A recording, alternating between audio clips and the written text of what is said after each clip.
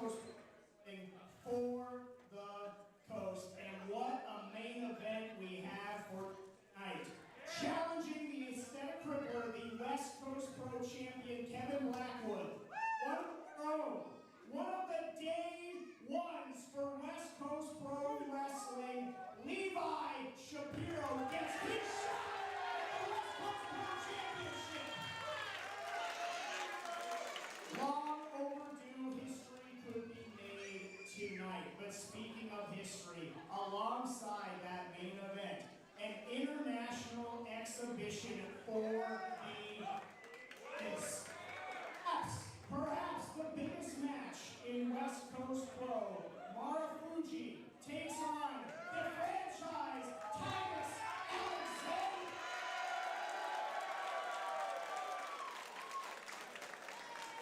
All that, so much work still to come here tonight. West Coast Pro Coast. But before we get the festivities started, and since the last time we were with you all here in San Francisco, we lost a beloved member of our pro wrestling family.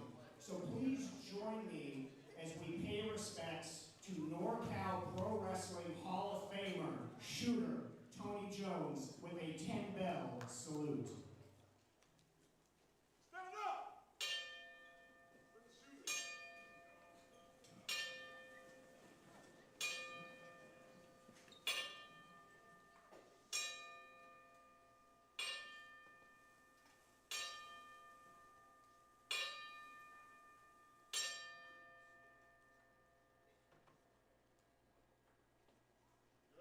Thank you all very much.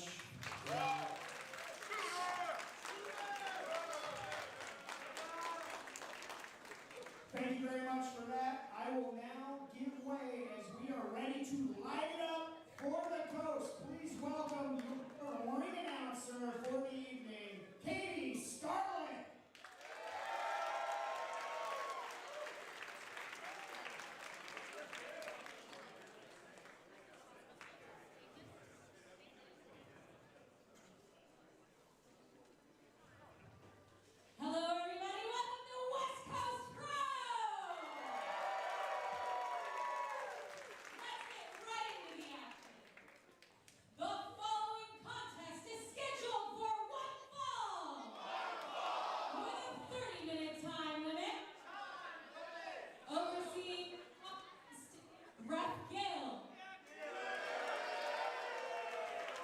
Introducing first,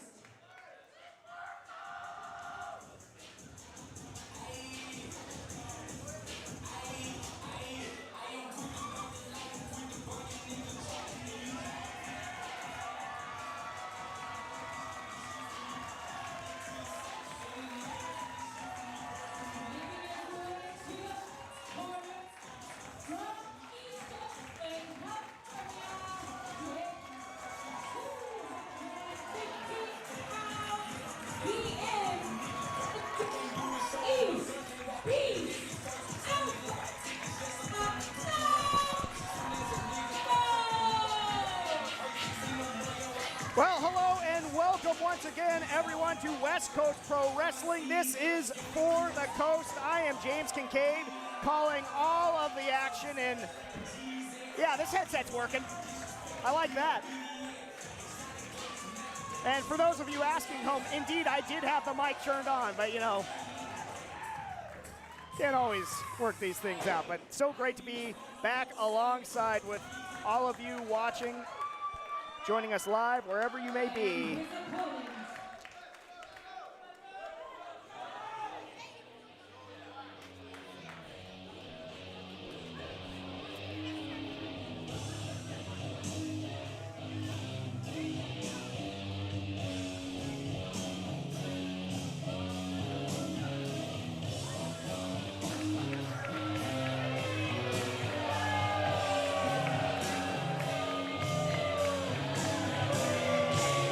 making his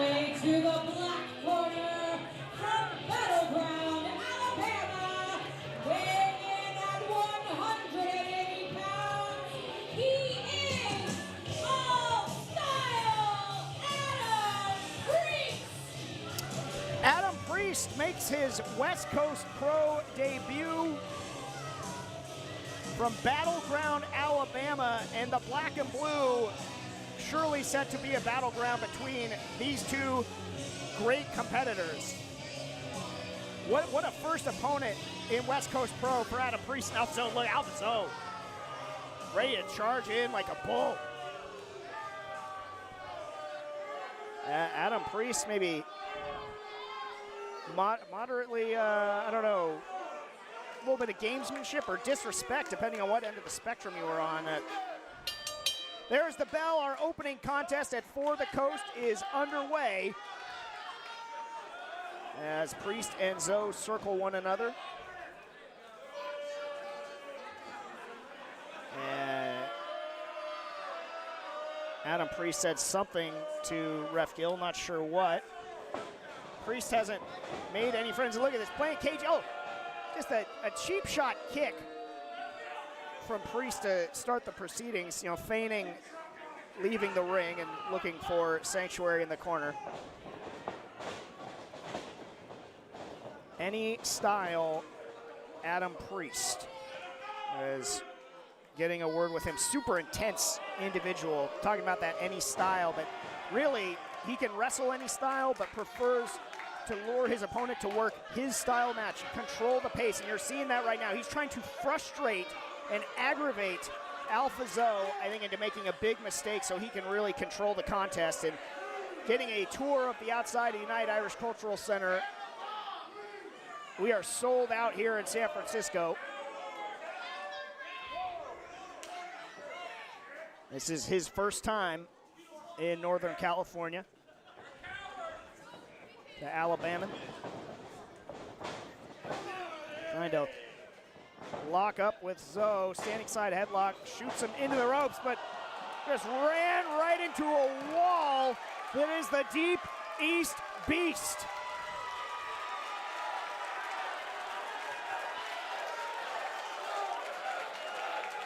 And the crowd coming to life in favor of Alpha Zoe. And Adam Priest getting into some of the ring crew gear there.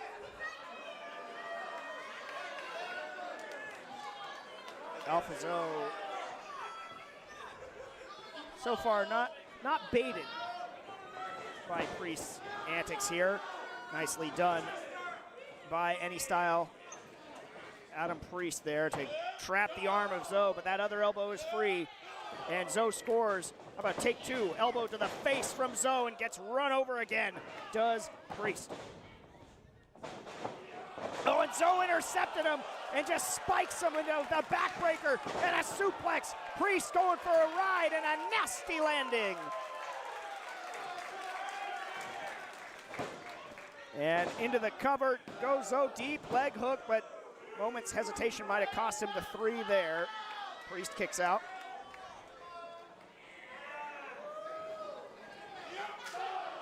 Teeing off on his opponent is Zoe.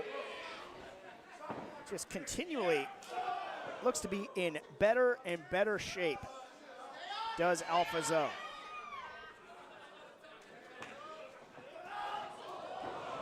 Oh, backslide.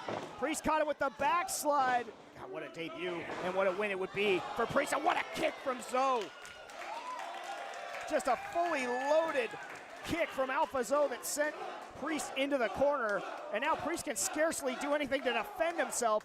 Zoe really teeing off on him there. East Oakland's own Alpha Zoe. He's become something of the people's champion here at West Coast Pro.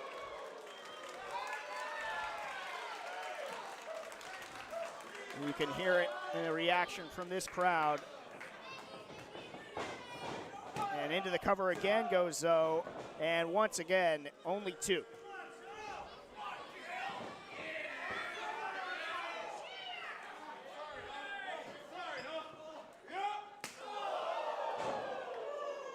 Lighting him up once again. I mean, Alpha Zoe, you know, he's really been on such a rise since becoming a full-time singles competitor. Hasn't been without setback, and speaking of setback, just getting one in the eye, much to the ire of the West Coast flock here, and Zoe could be momentarily, or more than momentarily, blinded here. And Priest gonna seize the opportunity. Zoe up and over, regaining himself, but down he goes. And you know, I've heard comparisons for Priest to Finley as he goes into the cover here. The style he wrestles, the way he moves in there, more like NorCal's own Aaron O'Grady, sort of reminiscent of that, if you ask me.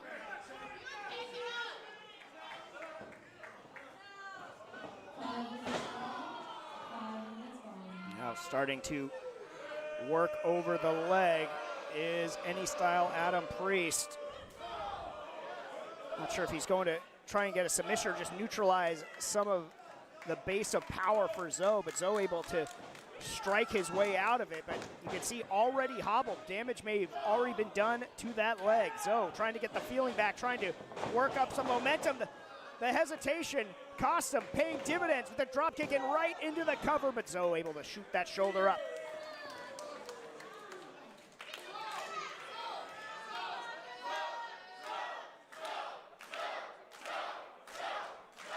And again, the crowd getting firmly behind who I've taken to call the People's Champion of West Coast Pro Wrestling, Alpha Zoe.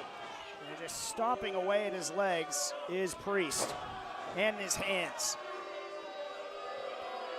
Going upstairs and downstairs to the limbs of Alpha Zoe, really picking him apart. And into the cover, and Zoe able to get the shoulder up. And this is what I was talking about in terms of Priest calling himself Any Style, but really wants to force his opponent to work his style, his pace. And that's exactly what we're seeing here. Big time uppercut floors Zoe. And the Deep East Beast looks to be in the deep water here with Adam Priest. But now, in that deep water, Zoe looking to be a great white shark, but putting the brakes on. Priest starting to go toe-to-toe in there now, and Zoe making a lot of forward progress as Priest just trapped in the corner. Wild swing and a miss, and Priest made him pay for it. The power just coursing through Zoe. My goodness, he just launched Priest with every bit of strength in his body, it seemed. Maybe at the cost of his own leg, you see Zoe writhing in pain, but he just absolutely hurled Priest so hard into the corner, he spilled to the outside. And if Zoe can get him in, he might be able to get the 3 count off of that. That was an amazing display of power from Zoe.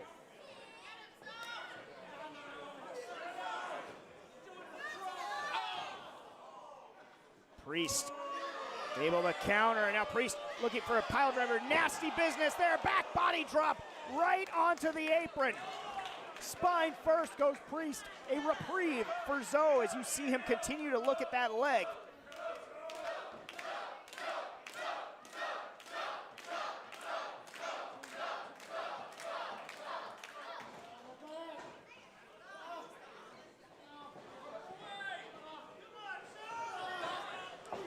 Wild swings and misses from Priest. Zoe finding the mark, doubling over his opponent, and the knee colliding. Zoe gonna make Priest see God. No, Priest had it scouted. What a counter. What a counter. He's gonna steal this one. No. Priest did his homework though, able to counter it. What a German suplex. Using Zoe's momentum against him. Came up, swung wildly, and missed again. Zoe taking him for a ride. The Sidewinder. Sidewinder hits, but Zoe is down in the center of the ring. He can't capitalize. Priest's game plan has saved him here. The crowd chanting for Zoe, but credit Priest's game plan. Zoe hit the Sidewinder, is not even able to cover him. Crumpling down, and Zoe's got to be careful here. He's had a history of leg injuries before. Not sure if that went into Priest's decision making, but that saved the matchup for him, but maybe only for a moment. Zoe swings and misses, and going right to that leg is Priest, and gonna spike Zoe here, a pile driver. Priest hits the pile driver, and now if he can cover him, he's going to be making an absolutely emphatic debut here at West Coast Pro, but not if Zoe has anything to say about it.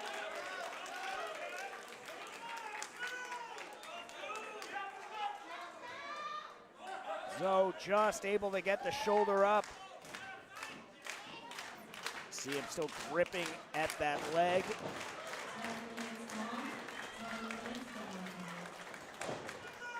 Priest scored with the pile driver, not able to put Zoe away. What does he have to do to keep down the Deep East Beast? Zoe swings and misses with that lariat, but the kick finds the mark. This time, the right sends Priest into the upside down, and you can put 3 on the board. Zoe calls game.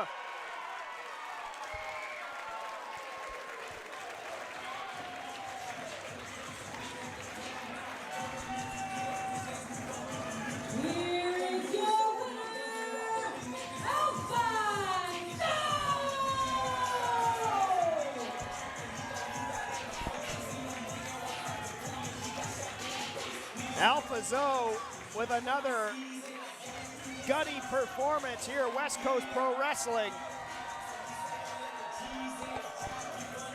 The Deep East Beast, the one-man conglomerate, keeps it rolling. Heck of an effort from the debuting Adam Priest, but not enough in the end. Big time lariat from Zoe, found the mark and found the 3 count. Zoe helping Priest to his feet here.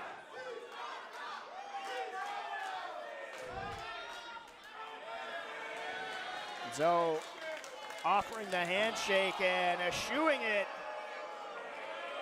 Any style Adam Priest, a sore loser. Not my position to judge. He just went through one heck of a battle, but back to Battleground, Alabama he goes. And back in the winner's circle, Alpha Zoe.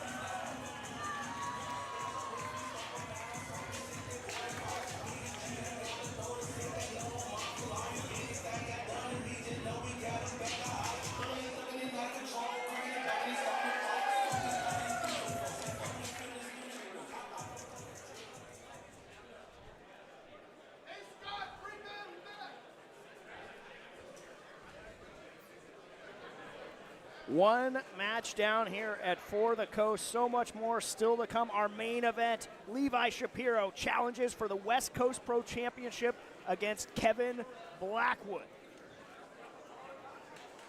The following contest is scheduled for 1 fall with a 30-minute limit. Overseeing this contest is Ref Jackie. Introducing first,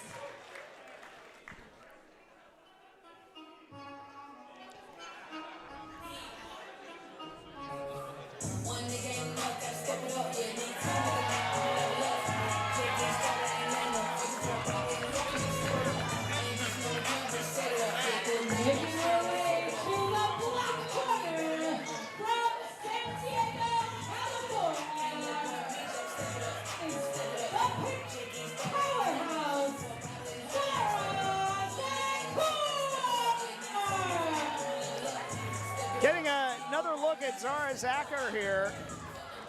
She participated in our joint show with Championship Wrestling down in Irvine. And I gotta say, really impressed. And so I am happy to see Zara Zachar in the West Coast Pro Black and Blue here in San Francisco, here at For the Coast. Big time pivot though, as Zara was slated to take on Takumi Aroha, our West Coast Pro Women's Champion. Things come up as they often do in pro wrestling. Had to adapt on the fly, and now we get a look at her new opponent.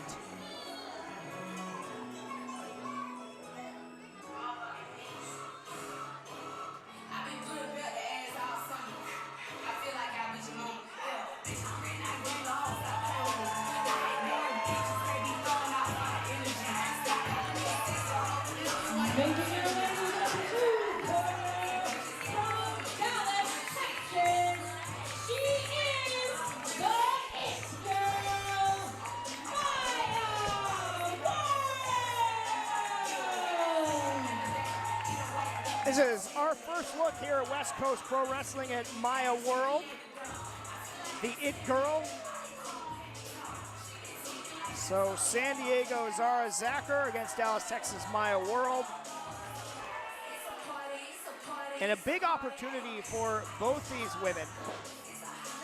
Of course, you know, certainly you've got to be thinking disappointment a little bit from Zachar that she is not taking on Takumi Aroha, although what a challenge and what a tall order that is. And now has the opportunity to really show out against this new opponent in Maya World, showing her ability to adapt on the fly. And then if you're Maya World, getting to step in place of Aroha and really turn a lot of heads in your West Coast Pro debut.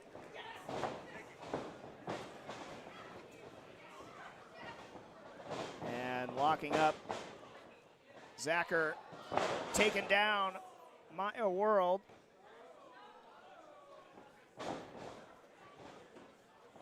And keeping the advantage is the petite powerhouse.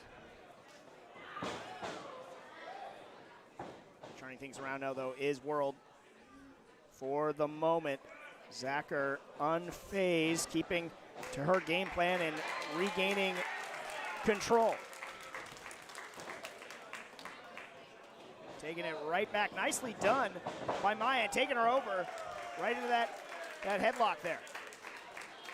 Gotta be careful. She is the petite powerhouse, could hold you down and steal a 3 count in the early going if you're not careful. Oh, running over Zachar is Maya World. I think that surprised her a little bit. Took too much time, I think, to celebrate. Zachar able to evade. Oh, from the second rope, just springboarding off that second rope. Nicely done. Good use of the ropes by Maya World. Zachar eats an elbow to the face. And now stuck in the ropes, getting choked with the boots, and her feet trapped by World. Got to be careful not to get DQ'd there. And earning a little bit of jeers from the crowd for that, but did break before the count of 5. And now looking to really seize the advantage. Took too long, was looking to springboard off that second rope again. This time Zachar, the petite powerhouse, just launched Maya World.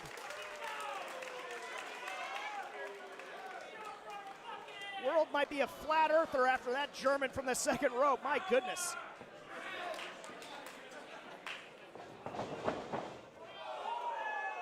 And Zachar exploding into the corner, following up with that elbow. Another haymaker. Zachar measuring her, calling her shot perhaps. Drop kick right to the spine and into the cover. Opts not to hook the leg. World able to stay in the matchup.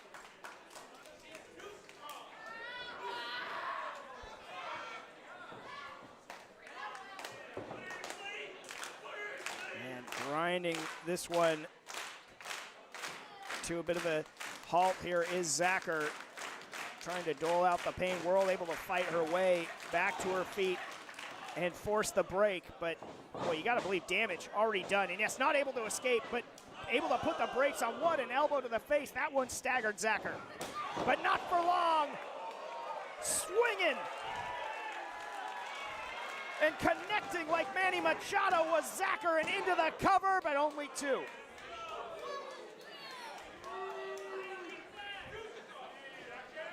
Knocked Maya right to the warning track of the 3 count, but able to get the shoulder up at the last possible moment was World.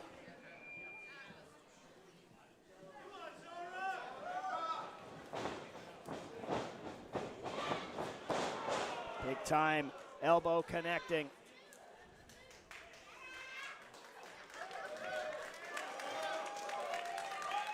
Zachar still maybe a little bit phased from some of the offensive World, but taking her time to collect herself and still implement her game plan.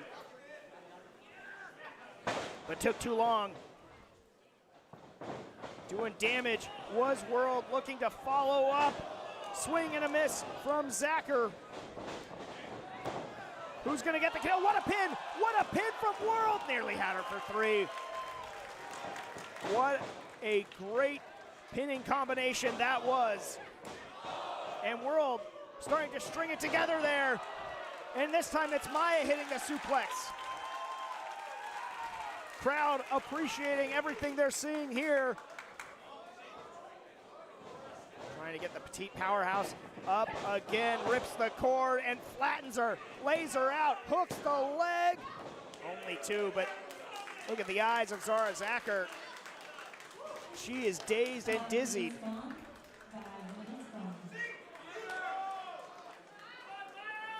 Maya has churned things around in a hurry. See her trying to get the feeling back in that leg.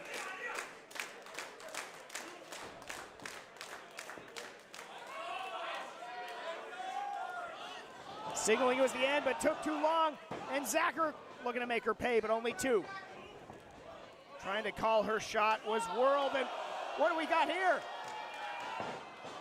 Doesn't matter because look at the athleticism, the agility. What a cutter! Zachar scores with the cutter, and Zachar looking to finish off Maya World with authority. No! Only 2. Zachar looks stunned. I must admit, sitting here from my vantage point, I thought the 3 was coming as well.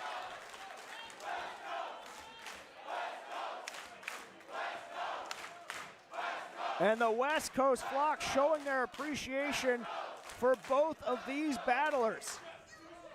Zachar has to regroup here. Oh, she just got flattened again, but right back up. Leaping knee. Down goes World. And she's going up again. No, counter from World. Not going quietly and maybe going into the victory lane. No. Back and forth action. Truly a seesaw contest here.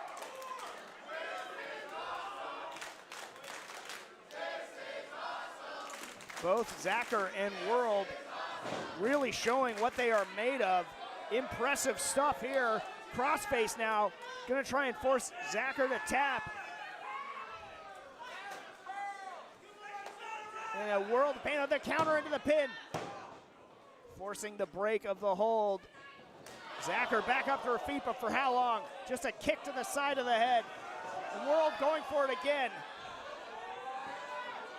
Will she have success here? Flattens Zachar one more time, trying to get her over for the 3 count. No! Long 2, but it was just 2.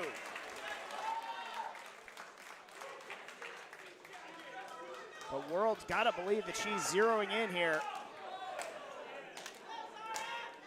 It's got to regroup.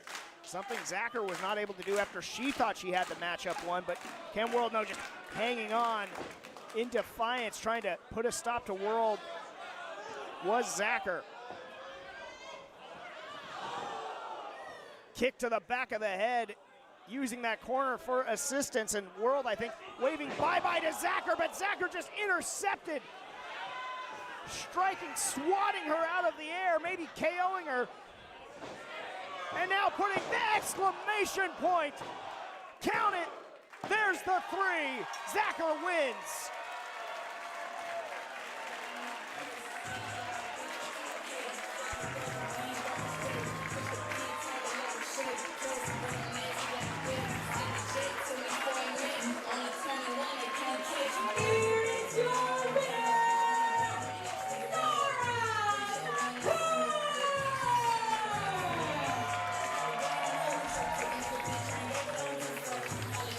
Impressive showing. Big victory here for the coast for Zara Zachar.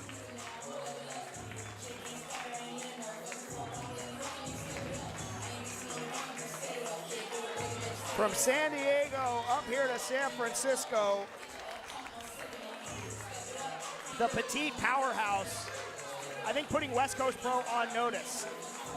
Can't wait to see Zara back in the black and blue again, and no moral victories, but a more than fine showing as well for Maya World in her debut. And being peppered with chants of please come back, and I also endorse that sentiment.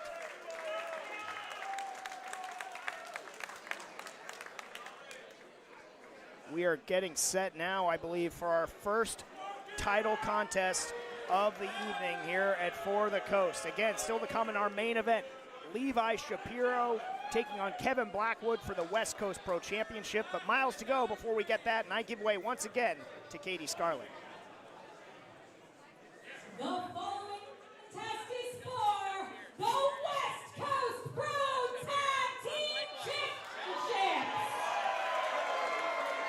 It is scheduled for one fall with a 30-minute time limit. Overseeing this contest is Ref Sparky Ballard.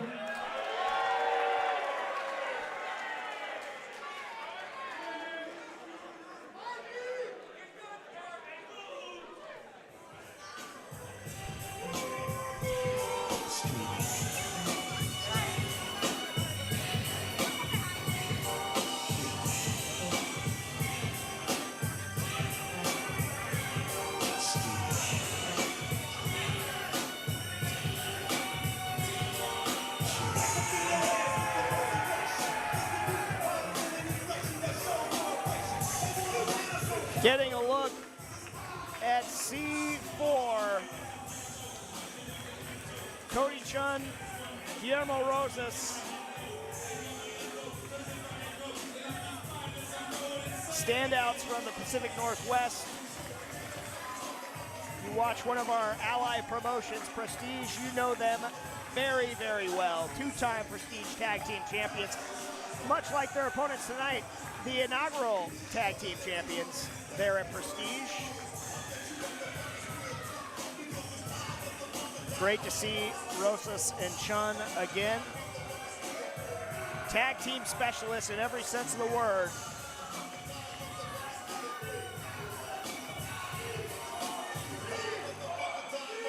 And a nice contrast of styles with these two men. You've got Cody, very much so the prototypical athlete. Great drop kicks, cutters, splashes. And Guillermo, powerhouse of the team. So able to change style and tempo with those contrasts. They'll have their work cut out for them against the defending West Coast Pro Tag Team Champions, though.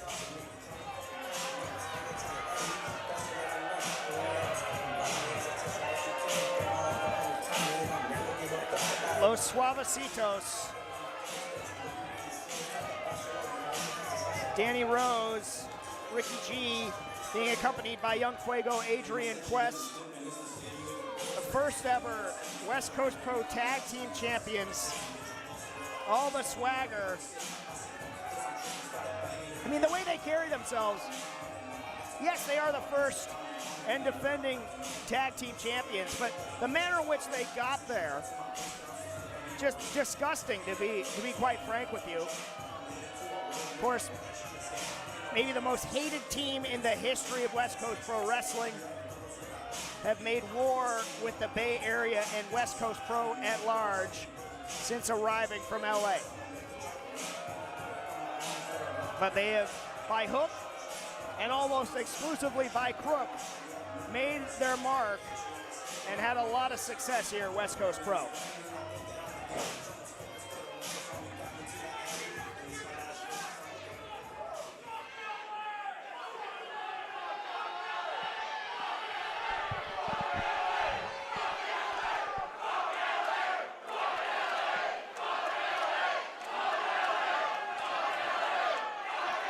The usual serenade rains down upon the Tag Team Champions.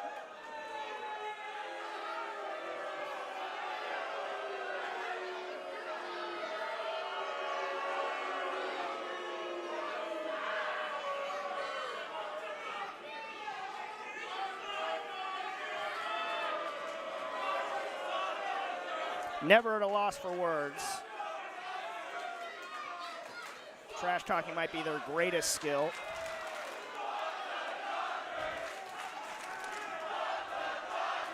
Crowd in a fervor and getting under the skin, perhaps, of Los Suavecitos.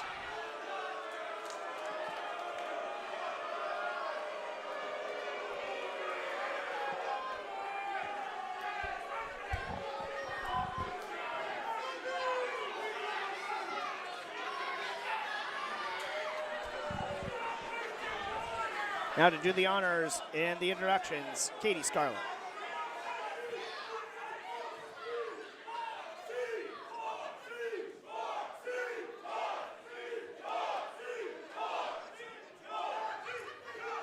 All right. Once again, this contest is for the West Coast Pro Tag Team Championships. Introducing the challengers.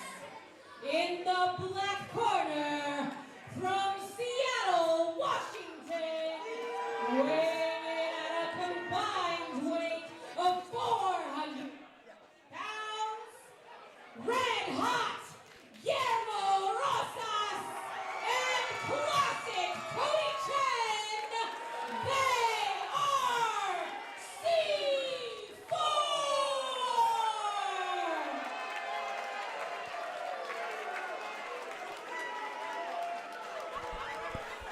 And their opponents, accompanied to the ring by Young Fuego Adrian Quest. In the blue corner, from Los Angeles, California, weighing in at a combined 365 pounds, they are your West Coast Pro Tag Team Champions, Ricky G and Danny Rose, Los Suavecitos!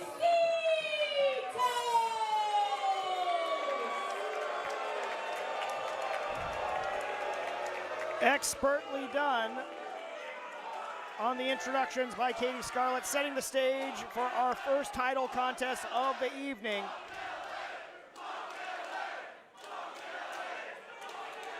Crowd already fully invested in this one.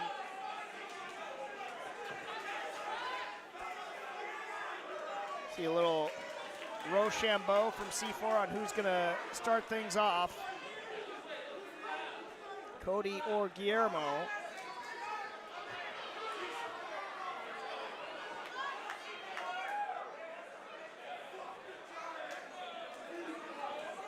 I think it was a best 2 out of 3. And it looks like Cody the victor. Crowd firmly behind C4, as you might expect.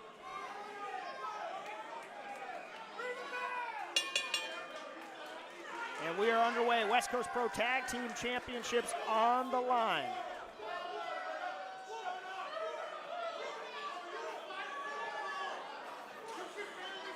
Great to see C4 back here at West Coast Pro Wrestling.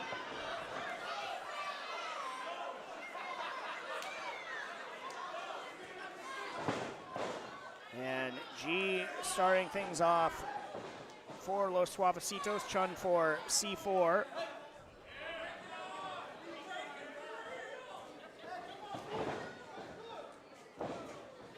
And take nothing away from Los Suavecitos. They are very adept and very accomplished wrestlers. It is just so frustrating that when the chips are down, when things get hard, they always just default to underhanded tactics, as Cody is just sort of taking G for a little bit of a ride here, it seems, working his way up there, now taking control.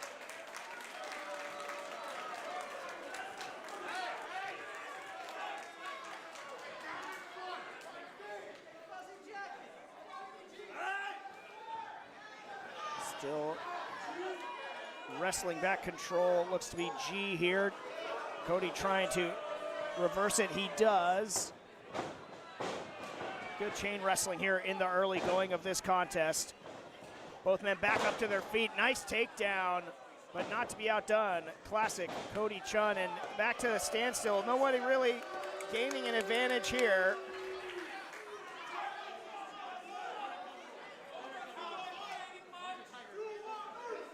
And I mean, some overconfidence though, I think, from G, and now comes in the big powerhouse of C4, Guillermo Rosas.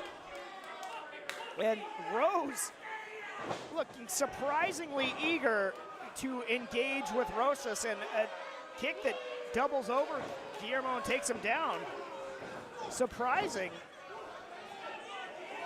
Bulldog-like tenacity being shown from the much smaller Rose, and now you're seeing the power and size advantage of Rosas come into play here, and Rose just trying with everything he can to whip Guillermo, but he put the brakes onto it and then diverted to a strike.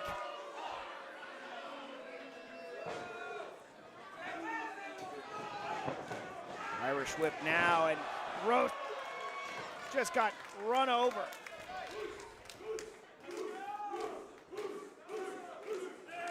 Rosas again, building up full head of steam, and just like a truck, dead center of the black and blue, new champs here, not to be. Not at this juncture.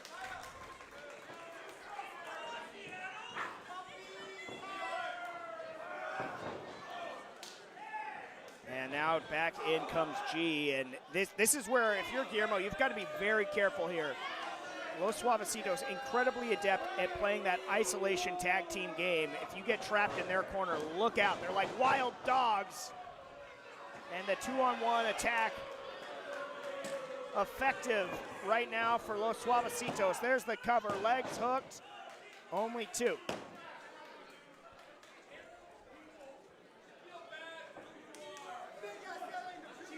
G talking trash. Again, very brash and confident right now are Los Suavecitos. Cannot afford to overlook C4, such an accomplished team. I talked a little bit about their accolades in Prestige Wrestling.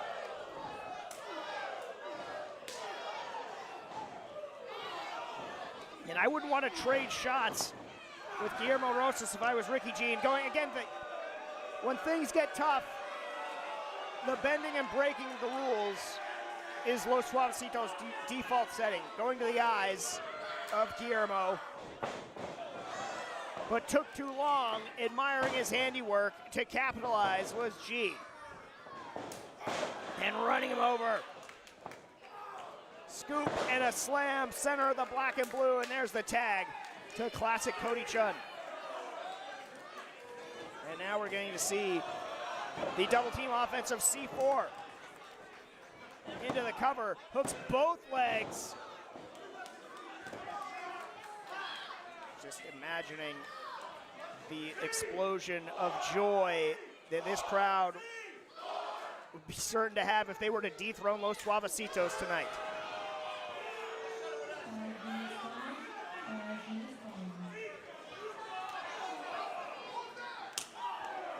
Again, I thank you all for following along hashtag For the Coast.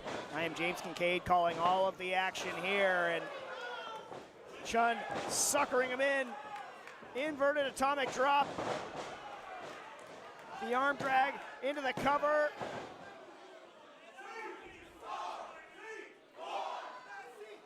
Crowd behind C4. Cody again sending G into the corner.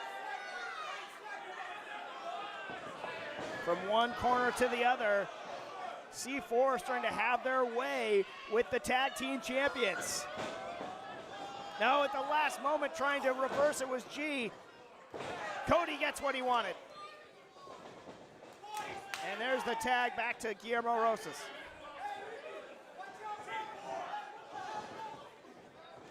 And more explosive double teaming from C4. Rose getting in on the action and getting thrown for his trouble. C4 standing tall. Assisted body avalanche from one Suavecito to the other. No, G able to escape at the last moment. but sent right back into the waiting arms. And now both Suavecitos prone in the corner. C4 loading up. Hit the detonator. Boom goes C4 on both Suavecitos.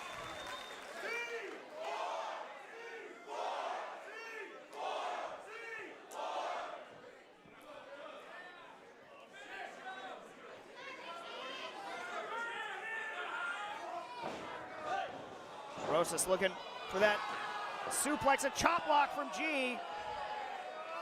I didn't have the best vantage point, but it looks like Cody got posted on the outside. I'm not sure if it was by Quest or by Rose. I wouldn't be surprised if it was both of them. Now the Ghetto Bird finds the mark, and Los Suavecitos trying to get away with another one here, but Rosas still has signs of life. You see the effects of that chop block on that leg of Guillermo Rosas. But once again, the underhanded tackles. They got a bat. Los Suavecitos, we've seen them use a baseball bat to steal victories before, and this time, thank God for Sparky Ballard stepping in. That's how they were able to steal the championships in the first place. Oh, but now with the back turn, the Hyenas start to go to work, picking the bones of Rosas. And now you see Quest again inserting himself into this matchup. It's 3-on-2 right now. Adrian Quest trying to choke the life and title hopes out of Rosas and C4. This is just ridiculous.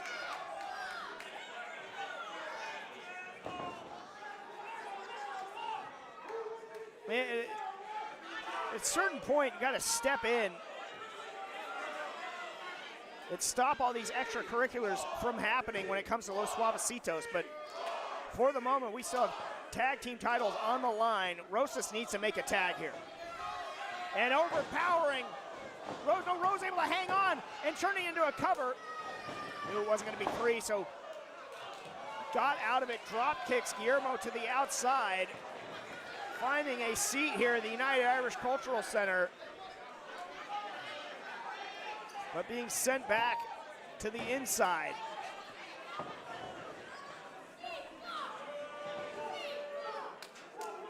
And Rose in full control. The crowd trying to will C4 back into this matchup. Another tag there. In comes G, taking Rosas down the catapult. Right into the waiting leg of Rose. Hand coming down, not for 3, only 2. Still power coursing through the veins of Guillermo Rosas.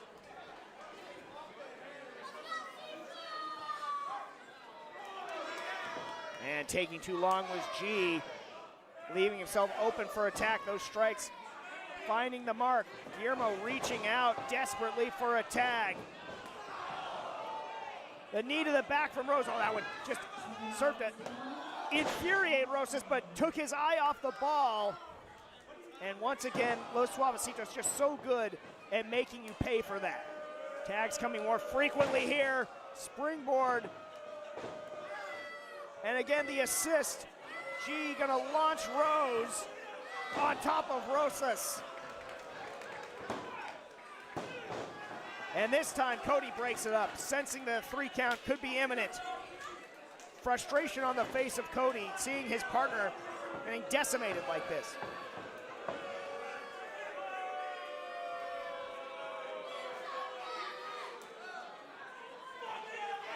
Rosas, again, in the wrong part of town, needs to make a tag. He's got to fight his way out of the corner of Los Suavecitos. Vicious elbow from Rosas. Leapfrogging and taking down Rose, looking for the 3 count. Now able to tag Cody. In comes G, but the freshest man in the matchup might be classic Cody Chun. What a drop kick. And another, taking down both Suavecitos with style and grace. And firing up the crowd, getting them back into the matchup is Cody Chun. He's got both Suavecitos reeling here. and he's going to make them both pay. And starting to tee off on Ricky G is Cody Chun. Winding up and firing on Rose.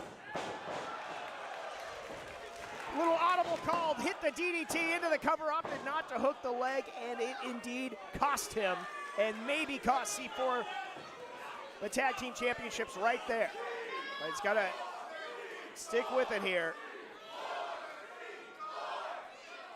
Measuring G took too long and telegraphed it, but still able to evade this time.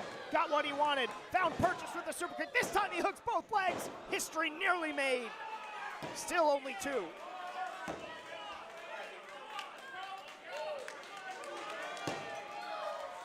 What an incredible accomplishment it would be for C4 to dethrone Los Suavecitos and become West Coast Pro Tag Team Champions. Could be inching closer to that. Cody starting to sense it here, but there is Rose appearing almost out of nowhere. Now in a very precarious position, it's Cody Chun. Mercy! Los Suavecitos, and Rose launching himself on top of Rosas.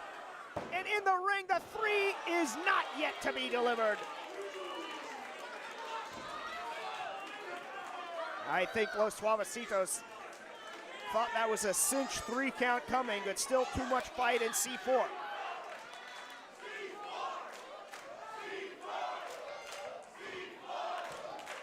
Crowd coming back to life though for C4, but they are looking worse for wear right now. Trying to struggle even to their feet right now. And another bat has entered the equation. Little tug of war in the ring right now. Got to be careful here. Cody let go, and I think Danny Rose got the business end of that, and then a stereo super kick to the face of G. And Adrian Quest trying to insert himself. Nothing illegal about that. Thanks for coming, Adrian.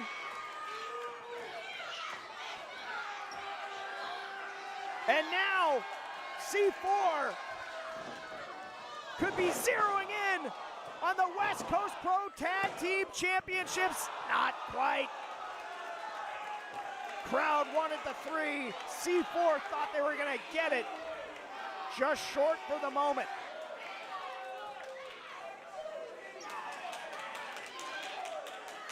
But still, in firm control is C4, and all alone in the night is Ricky G.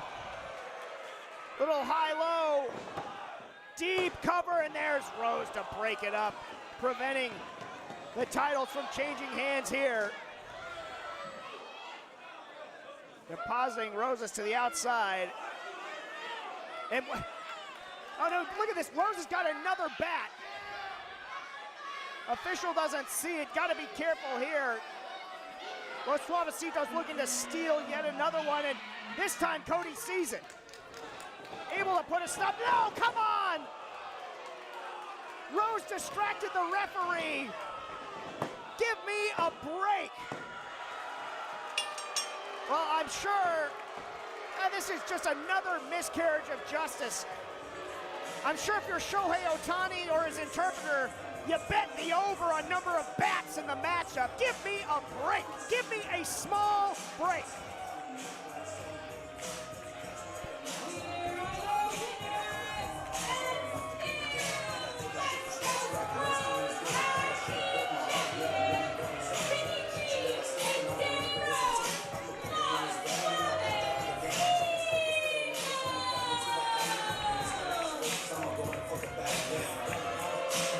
Just another brutally marred title defense from Los Suavecitos. Once again, the MVP for Los Suavecitos, the baseball bat. Can't do it on your own steam. You have to revert always back to cheating. But ultimately in the box score, yes, Los Suavecitos once again walking out West Coast Pro Tag Team Champions tonight here at For the Coast. just a small break.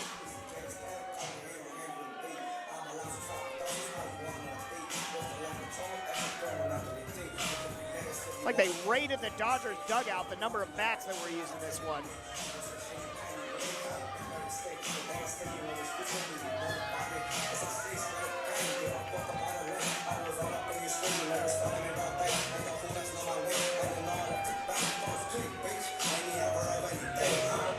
Standing tall and real proud of themselves. Los Suavecitos.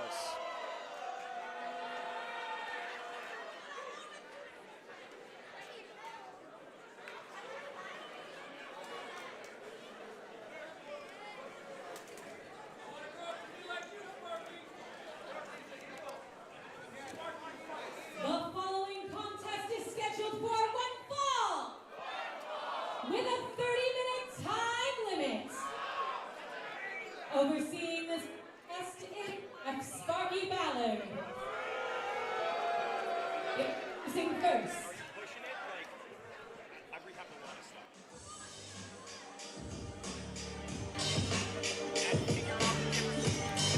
A little eyewash, and we keep it moving here. Our next contest back to singles action and back to West Coast Pro, Aaron Solo.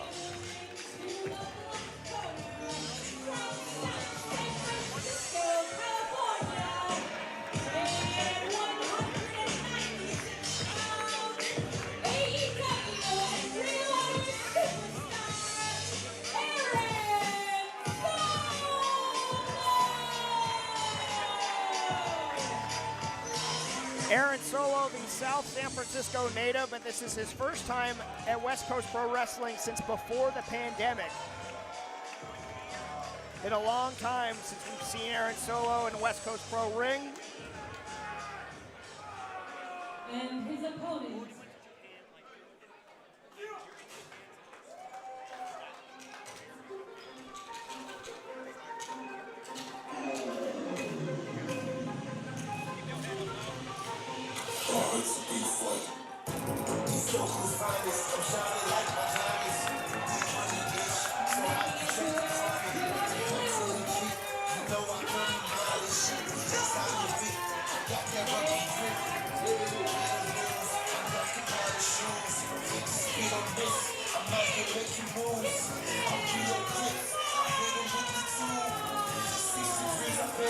Big money-ish Ishmael Vaughn. One to watch here in West Coast Pro Wrestling. First onto the scene in our first excursion down to Los Angeles. Turned everybody's head and really just sort of made a statement that he's here to stay in West Coast Pro Wrestling.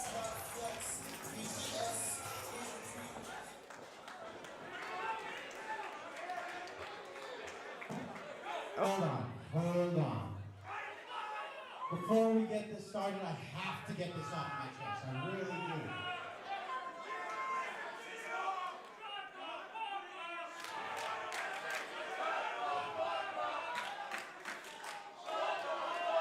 I haven't even said nothing yet. Y'all gotta listen. Come on, pay attention. Aaron Solo is at West Coast because he wants competition. And Ish, you're good, but you're just not competition for Aaron Solo. I mean, we got guys like Jeff Cobb, we got guys like Marufuji, Kevin Blackwood, Alexander, and for some reason I'm wrestling Ishmael Vaughn. Come on. I need guys who've been places like me. I need guys who are on TV like me. I'm a superstar, Ish. And Ish.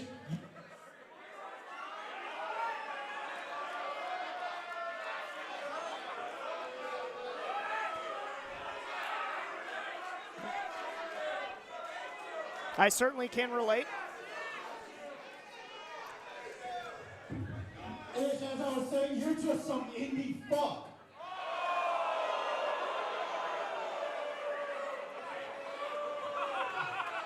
Being across the ring from you, it feels like a slap in the face. Hey, calm down, son. What else feels like a slap in the... No!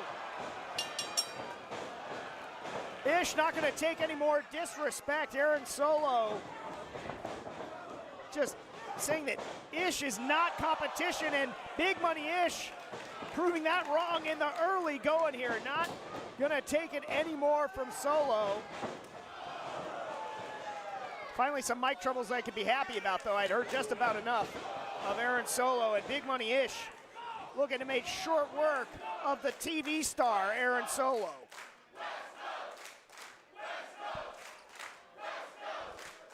Yeah, welcome back, Aaron. Good luck to you. Ishmael Vaughn in full control.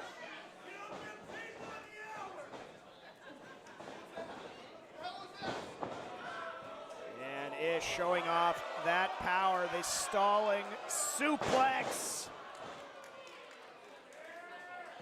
Blood rushing to the ego-riddled head and lands on his back. 2 count only. Aaron Solo able to kick out.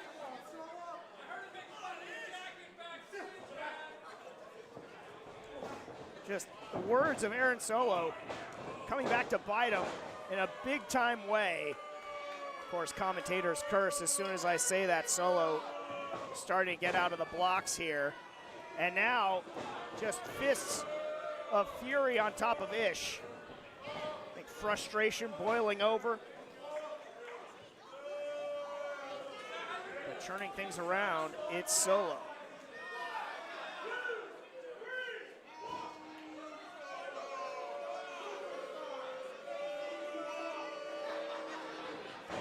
Boos raining down over Solo, despite being a native of the Bay Area.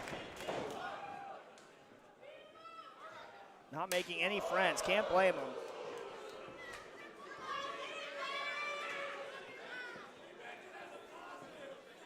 But now just knifing away from one corner to the other. Solo has Ishmael Vaughn howling in pain, but Vaughn rallying. A flurry of strikes connects. Solo still on his feet and connects with a drop kick. Nicely done from Solo. Give the devil his due and hooks the leg into the cover. Vaughn kicks out at 2.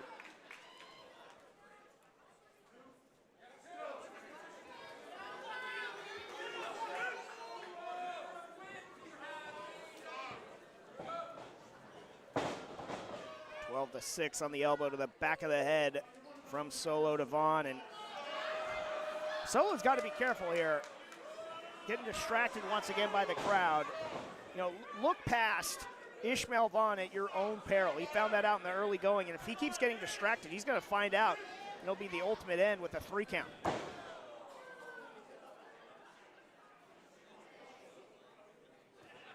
You just imagine the amount of humble pie Solo would have to eat if that comes to pass. And look at Vaughn coming back to life here.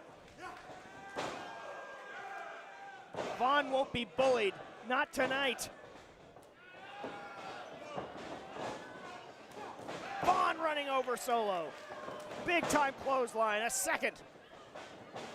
And now a kick takes him down. Gonna try and big time launch pad. Ish planting Solo. Up once again and dropping him down over the knee. Head and neck first into the cover, but not able to get 3. But Solo's in a bad, bad way here. In the fetal position in black and blue right now.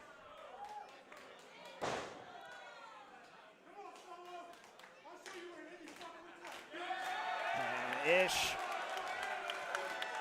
talking trash, adding insult to injury.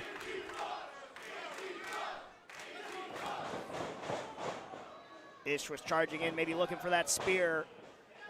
Able to adjust on the fly. And speaking of flying from the top, big money, big agility, almost a big victory. careening through the air went Ishmael Vaughn.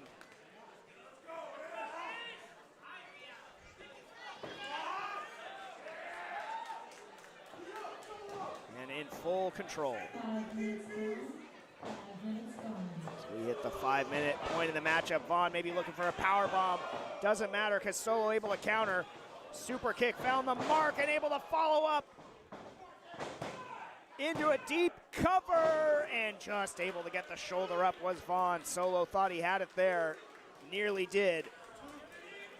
Conferring with the official, indeed 2 only, but once again, back in control is Solo. Much to the chagrin of this crowd, and now it is Solo going up top. And Vaughn in the drop zone. Solo measuring him, nobody at the bottom of the well. Vaughn able to evade, and Vaughn scores with the spear, launching himself into Solo. And into the cover goes Vaughn, and somehow Solo kicks out. Vaughn can't believe it. Thought he had defeated the Nightmare Family alum, and of course, Ishmael Vaughn, a product of the Nightmare Factory. What a big-time bragging rights victory that would be for Ishmael Vaughn, especially after everything that Solo said before the start of the matchup. The counter from Solo trying to put Vaughn away, but just too much strength on Vaughn. And Vaughn gonna go up again. They're gonna go up top, took too long, oh, nasty landing, my goodness. Tough spill for Vaughn, Vaughn is hurt. Solo pulled the rug out from underneath Ishmael Vaughn in the worst kind of way, and he is staggered. And the 540 kick connects, floats over, does Solo. Somehow Vaughn got the shoulder up, maybe running on just instinct because, God, that was a nasty spill from the top. Then that 540 kick. And somehow Ish is continuing on here, but for how long? I mean, he's just in a heap right now. You see him just trying to get the lights turned back on in his head, and not for long. Another big kick, and another. Ish could be out on his feet, and now he is out and on his back. The cradle DDT, and there's the victory for Solo.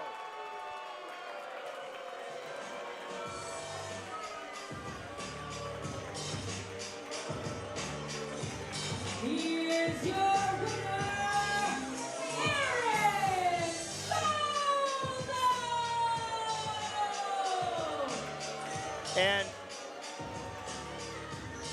Ishmael Vaughn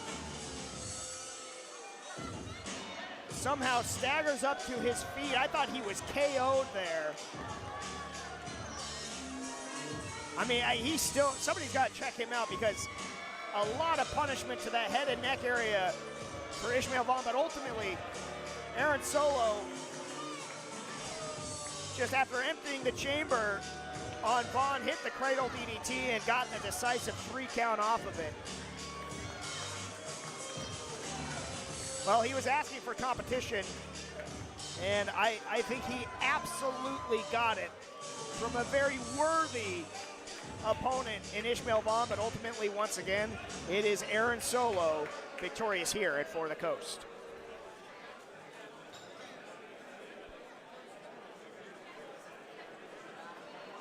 And we are switching gears here from singles action to what can only be described, and what is certain to be, is 6-man insanity.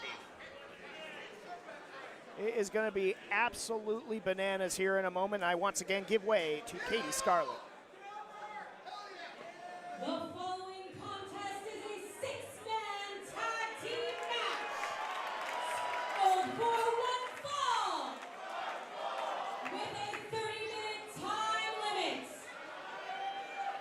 Overseeing this contest is Ref Gill. Introducing first. Well, before we get underway, let me just say good luck to Ref Gil trying to keep all eyes on this one. Keep your head on a swivel, Gil. Eyes on the sky and everywhere in between. It's gonna be nuts.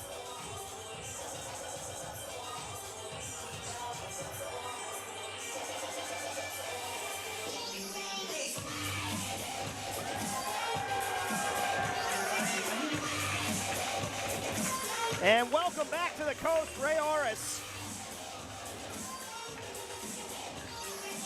One of the favorites here every time he steps foot in a West Coast Pro ring. Has participated in some of my favorite matches here in West Coast Pro history. And of course, if you're playing the James Kincaid drinking game at home, I am going to mention the triple threat, Ray Orris, Aramis, and Speedball Mike Bailey, one of my all-time favorite matches I have ever called. That one was insane, and this one is certain to follow suit as well.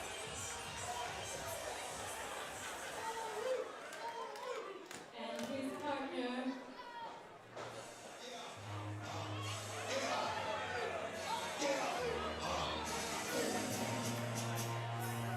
Don't get it twisted. This rap shit is mine, motherfuckers. Fuck it. Yeah. Fuck what you heard. It's what you hearing.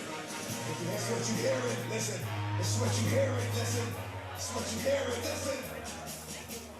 X gon' give it to you. Fuck it.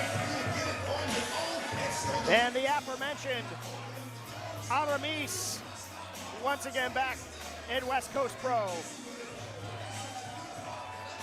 This time on the same side as Ray Orris.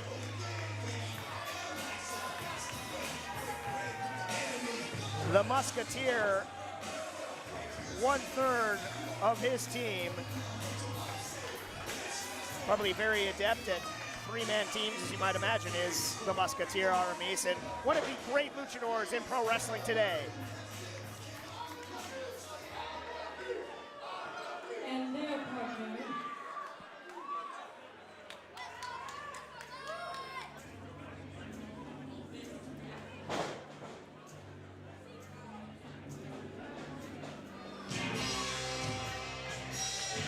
And getting ready for a West Coast Pro debut.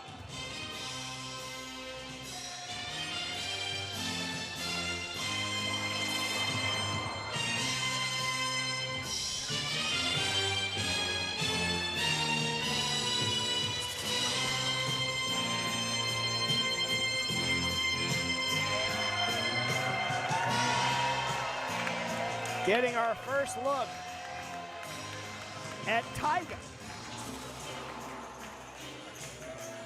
And I say first look, a little bit of pause because the tattoos seem, there's some familiarity. But making his West Coast Pro debut, Tiger, stalking his way to the ring.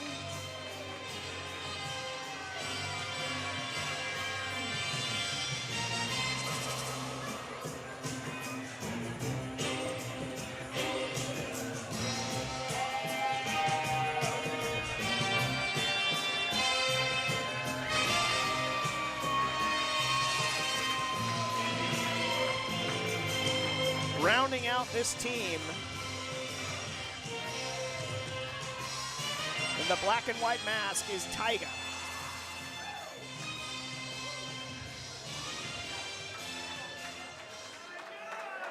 And their opponents.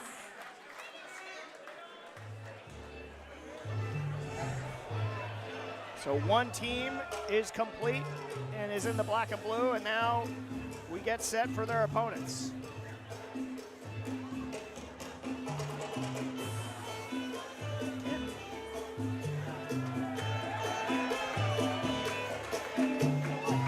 Look at Bestia 666, another stalwart pro wrestler, international sensation.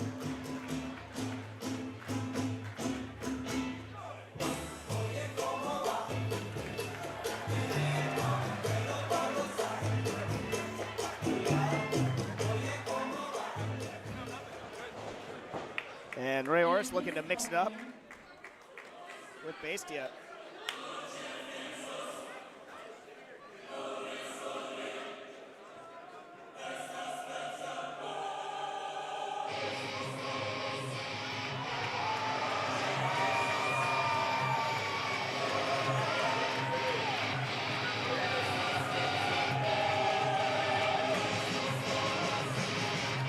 There's Canis Lupus, West Coast Pro debut for him as well.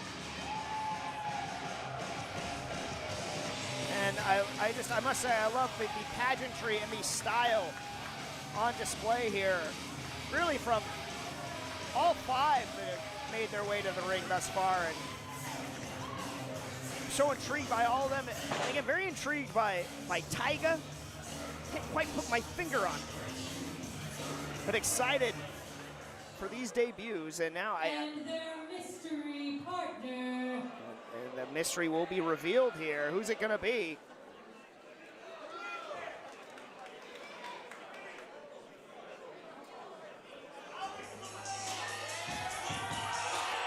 And the fans know that music very well as they rise to their feet here at the United Irish Cultural Center in San Francisco.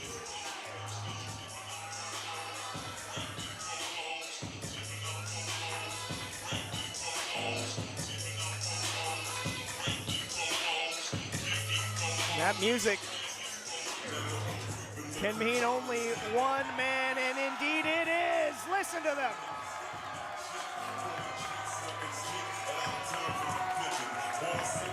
The bounty hunter, Brian Keith, the mystery partner here at For the Coast. What an ovation for the bounty hunter's return. Rounding out the team of Canis Lupus and Bestia 666 is the bounty hunter, who looks fired up per usual. And I think we'll bring just a really great way to round out his team. Drawn to the sky, and the always intense gaze of Brian Keith as he locks eyes with Taiga. I think he's trying to suss out just who this masked man is too.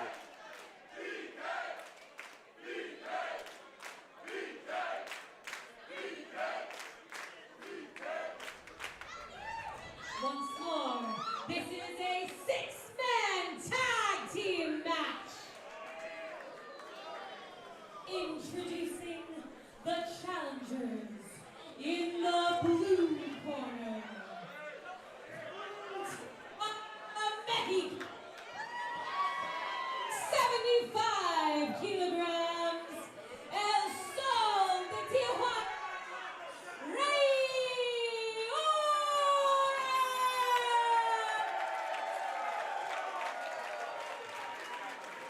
and his partner, Pachuca, Mexico, weighing in at 80 kilograms, El Moscatero.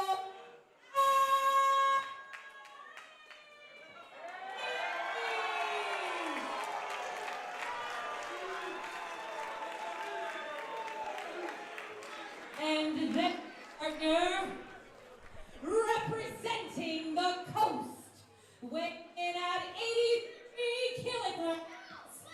This is Tiger.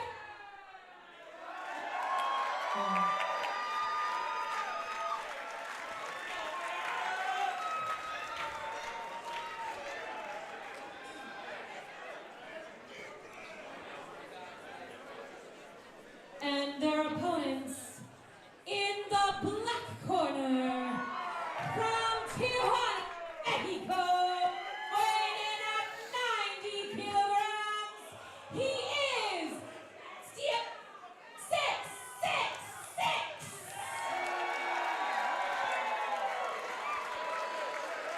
And his Cassini.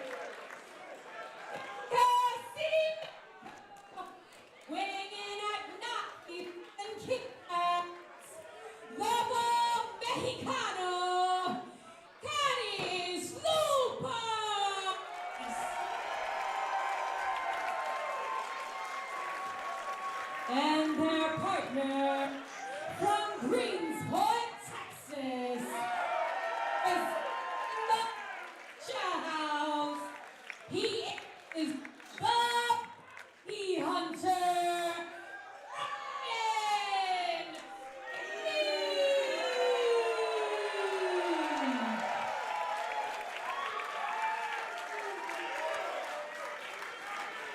Stage set for the insanity to come. I'll do my best to keep up with all of the action, but I do expect it to be coming quicker than I even know how to call it. So buckle up. We're going to be going for a ride here in short order.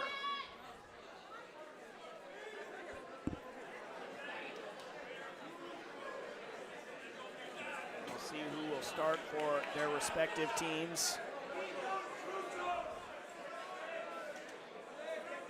And looks like Brian Keith, the mystery partner for his team, will be starting, and the mystery man, Tyga, for his. So that's apropos, I would say. And I thank you all for joining us here. This is For the Coast, hashtag For the Coast. I am James Kincaid calling all the action. And getting right there goes the Poncho with his usual flair for the dramatic from BK, Brian Keith. And the Bounty Hunter, there's the bell. The Bounty Hunter looking to mount the Tyga on his wall, collect that bounty. Just the slow stalking. And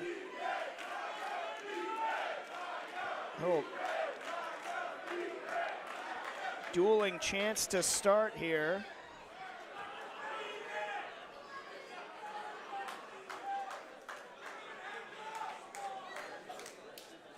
Eerie hush falls over the crowd here in San Francisco as Brian Keith and Tyga lock up, and pushing Tyga into the corner was Keith, but turning things around.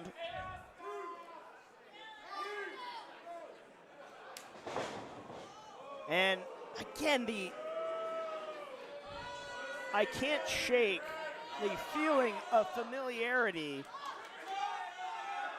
and style of Tyga, but also there just seems to be something completely also unfamiliar and different. Again, just not breaking eye contact, Keith and Tyga. They lock up once again.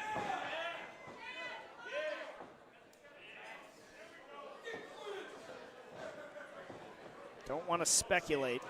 Just want to enjoy this West Coast Pro debut and this six-man matchup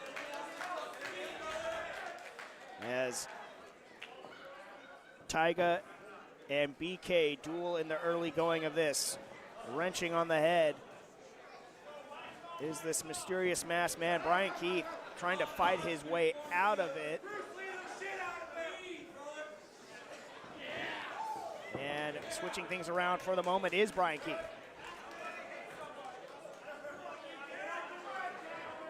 Driving Keith down to his knees is Tyga. Nicely done and getting wrist control.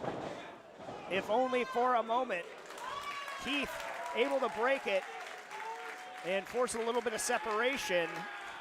Gets the feeling back in that wrist.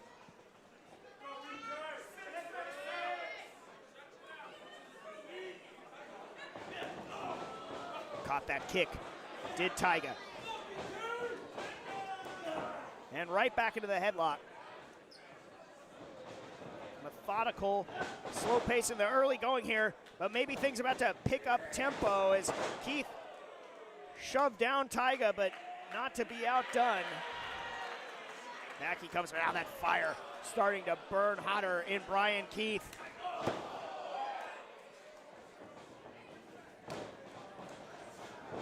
Pace starting to quicken here. What a kick from Keith. Big time purchase on that strike. Keith standing tall over Tyga right now. Thought he maybe would go to make a tag, not yet. And knifing away at the chest of the masked Tyga.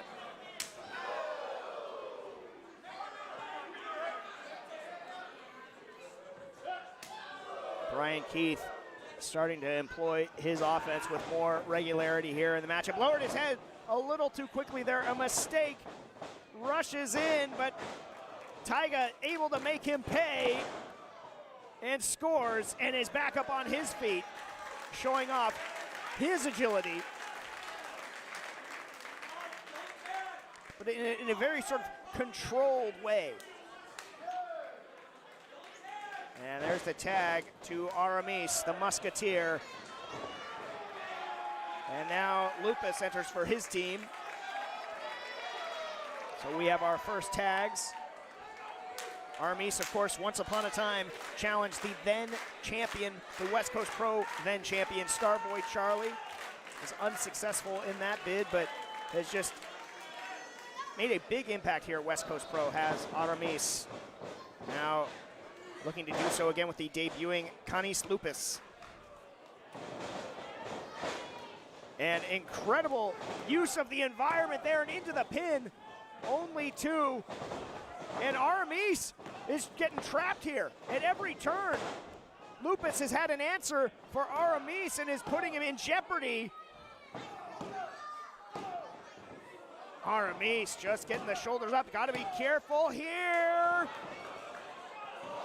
Nearly had him down for three. Aramis able to counter this time. That's what we've come to know of Aramis. Has got to be careful though, has been put in jeopardy a lot in the early going. Round and round they go. Now it's Lupus. Aramis' shoulders down.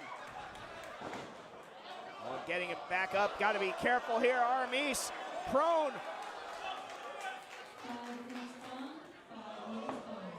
Aramis looking to reverse yet again, and he does. But not able to get three, just so many pinning predicaments, and Aramis, look out here. Trying to fight, using the ropes to his advantage like only he can, but pace really quickening here. Two luchadors so adept at using their environment and creating pins out of seemingly thin air, both back up to their feet, going mask to mask. The crowd showing their appreciation for both, as now Ray Oris enters the chat and Bestia Seis for his team. And going nose to nose here. No love lost between these two.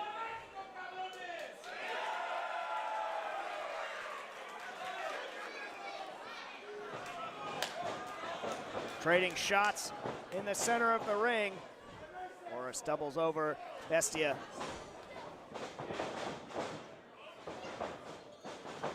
Oris able to duck. Nice leapfrog. Oh, baiting him in was Ray. And Ray using the top rope right into a pin. Only two. Backslide, rolling right through it. Into the crucifix pin. So many pinfall attempts here in the early going, and Ray just got caught. Ray able to counter it. Big time counter for Ray Oris and a drop kick to follow up.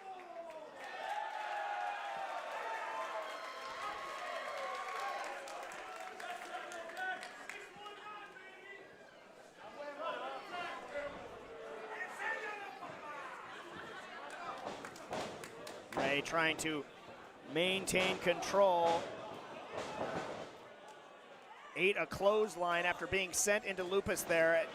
Didn't have the best vantage point. I think Lupus maybe caught Oris in the back. That allowed Bestia to connect on that clothesline, stemming the offense of Oris to be sure, and now trapped in the wrong corner, and back in comes Lupus.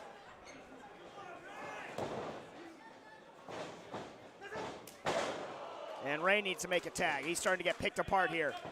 Into the cover, only one, but still taking a lot of punishment here.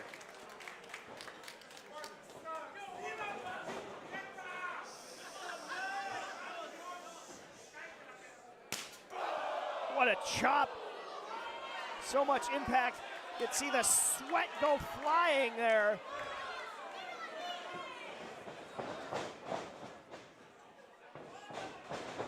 Charging in is Oris. Oh, what balance! Oh, just got kicked right in the head and goes flying. And that could be it right there. No. Tried to put the brakes on, got kicked right in the head and then launched.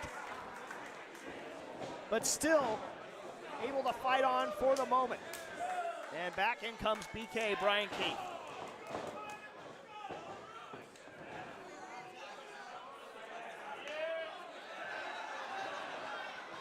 And almost taunting Oris about making the tag into the cover goes BK. Oris saying, no, not going quietly. Not yet, but he's got to be desperate to make a tag, all bravado aside. And into the submission. Keith taking Ray Oris and just putting all sorts of pressure on that head and neck. Now a clubbing blow across the shoulder blades.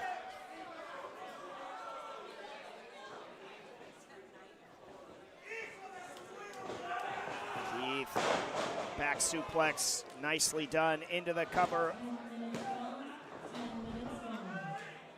Oris kicks out. And there's the tag to the mark of the beast. And it is the body of Oris that is going to be marked at the end of this one. Just getting decimated in there by all three of his opponents. More sweat and spit goes flying.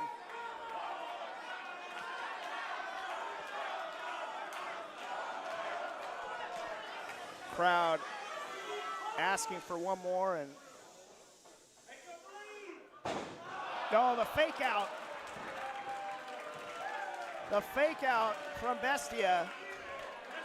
I'm not sure if he wanted a tag or not there. It says he did not, so will remain the legal man for the moment. Oh, nobody home. And he just tagged both of his partners again, but this time in an even worse way than he wanted.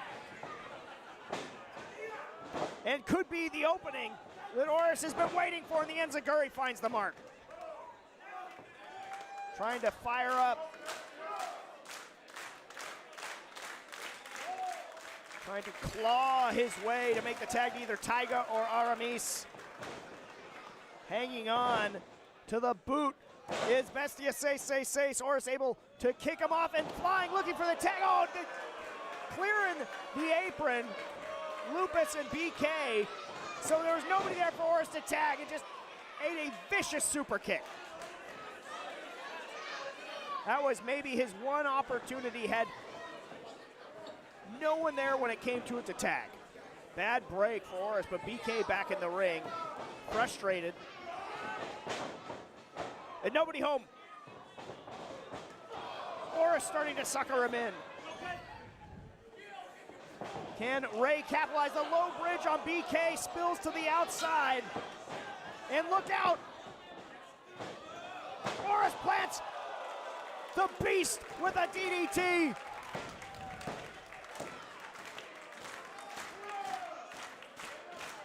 And now there's Taiga waiting for the tag, pleading with Ray to make the tag. If he could only get there. And there's the tag. In comes Taiga, and in comes BK. Taiga with a flurry of strikes. The crossbody attack sends BK into the corner. Taiga willing to take on all comers. The split drop kick right back up to his feet. In full control, lifting the knees.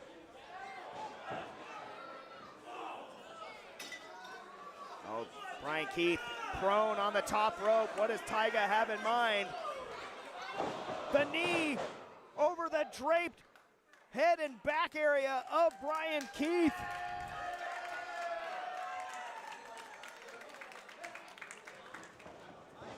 And now it's going to be 3 on 1. No! The fake out! Launching themselves to the outside, into the cover goes Tyga. They faked out yours truly, thought they were going to go for Brian Keith, and just an aerial assault from Aramis and Ray Orris. Almost looked like a camera trick. Looking for that rodeo DDT. Tyga able to put a stop to it. Tyga again showing off that agility, but right into the waiting arms and the explosion. Some TNT from Brian Keith there to Tyga. But not sure if he's aware. Aramis able to make the tag. And the Musketeer doing some fencing in there against Lupus. Starting to show his acrobatic prowess is Aramis. And again, slashing away with his feet. But just got caught upside the head in a knee. We've seen that knee KO some of the very best, and lying in a heap is Aramis.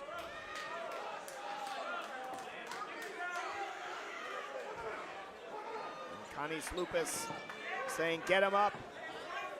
Working very well as a team.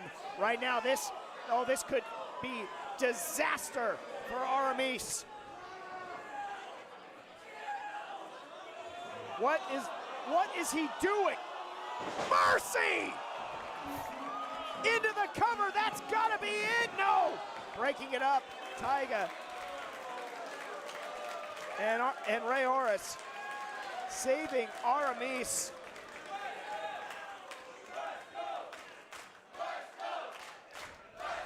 And West Coast Flock, won't you lend your lungs to me?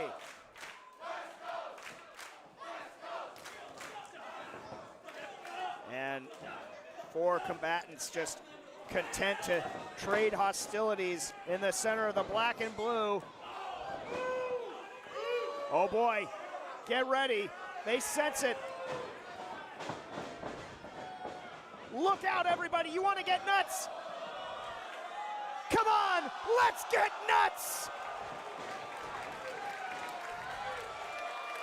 Aramis still standing in the ring, wants to get in on the action. The Musketeer firing up.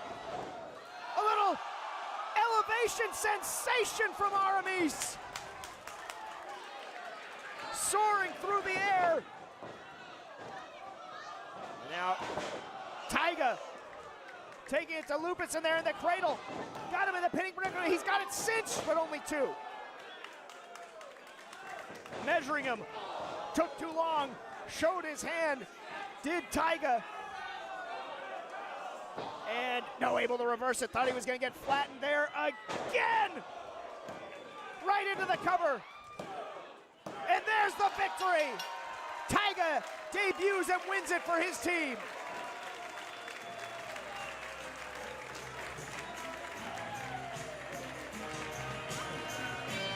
Bloody Sunday and bloody victory for Tyga.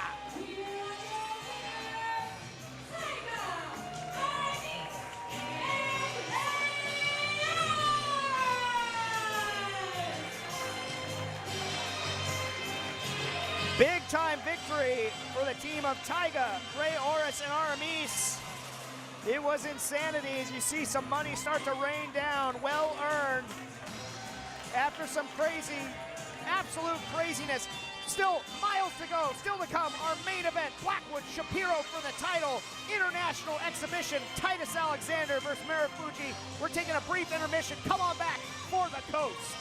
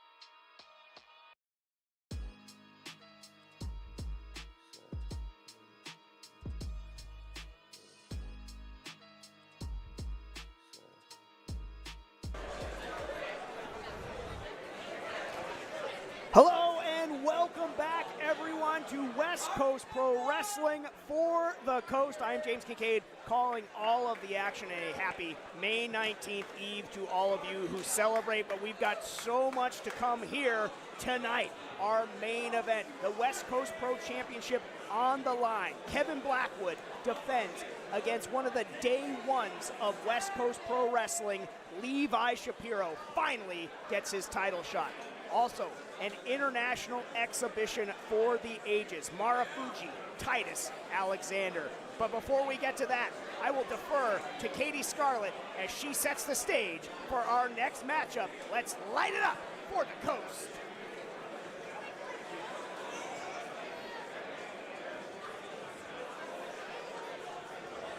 The following contest is scheduled for one fall, with a 30-minute time limit.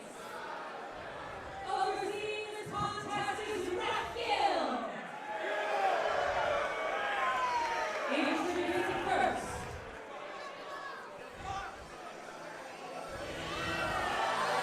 Once again, welcome back, everyone. West Coast Pro Wrestling, hashtag for the Coast. As the tones of Dean Martin once again fill the halls here as we wait for one Vinnie Masaro.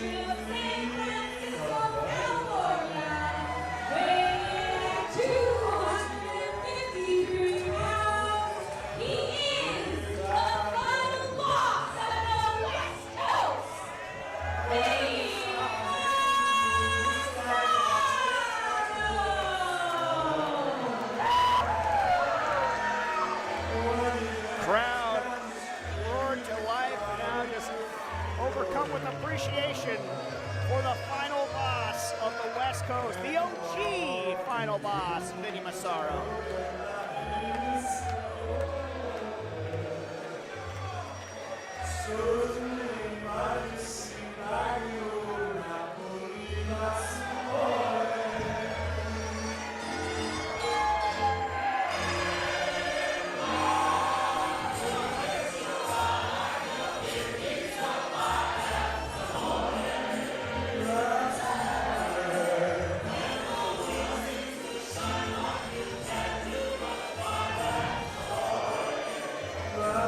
And hit him with a little Sicilian Batista once again.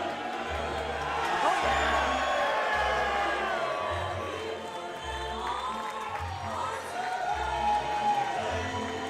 One of the great entrances in all of pro wrestling.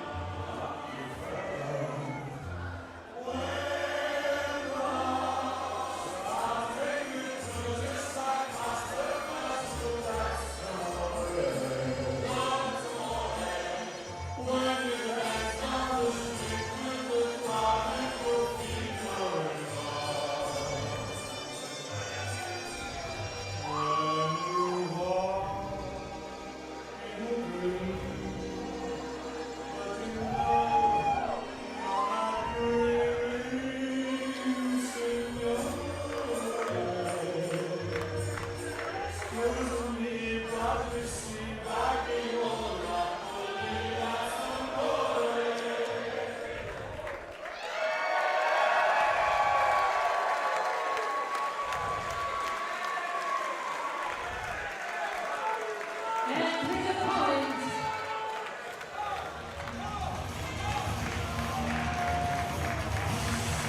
And from stalwart and reliable Vinnie Masaro making their return to the Coast. Another NorCal veteran.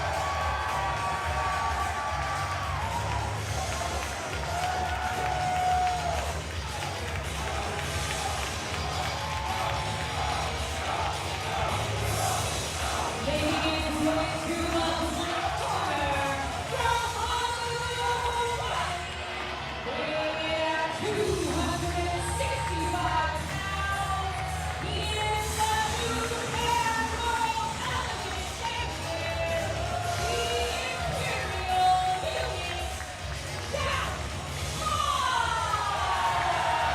Jeff Cobb holding aloft that New Japan Television Championship. Of course, not on the line here. Got to believe if Vinnie were to defeat Cobb, that he would absolutely be in line for a shot. As the West Coast flock welcomes back Jeff Cobb. And I want to say once again, if you missed it at the start of the broadcast, just want to send our condolences to the family and friends of shooter Tony Jones, beloved member of the pro wrestling family, a NorCal Pro Wrestling Hall of Famer. And, you know, I was with Vinnie Masaro when he got the news, and I just know that this matchup right here is sure to do Shooter proud. So once again, want to pass along those condolences. We did the 10-bell salute in his honor, and we'll continue to look to honor Tony Jones. May he rest in peace. And there's the bell. We are underway here once again at For the Coast.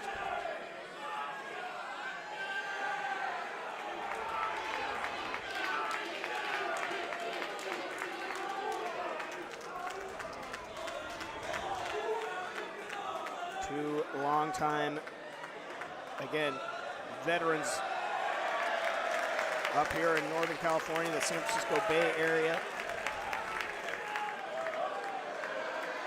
Show of sportsmanship all the way around. And a little to Sicilian from Masaro to Ref Gill. And just two real big battlers. Your eyes do not deceive you. This one has the looks of a potential monster movie, a potential car crash.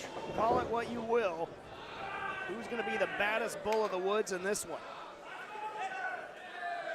And a little turnabout on the hand gesture from Masaro, trying to get under the skin a little bit of Cobb.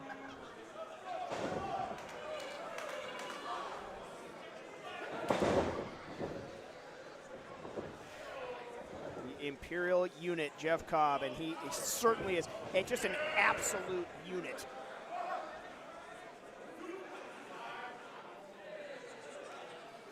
And a little Sicilian gesticulation and a ciao bella from Cobb to Masaro.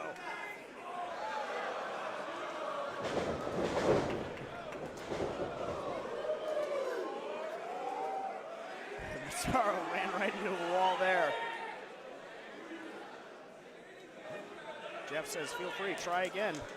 See if you get a different result. I somehow doubt it.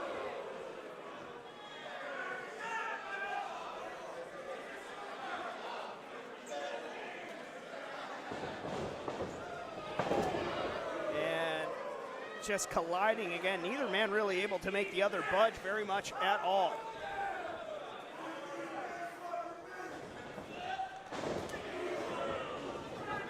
Masaro try again. This time, able to show Cobb. He's lost himself. Cobb says, you can't see me. Just about knocked the sonic rings out of Masaro there. My goodness.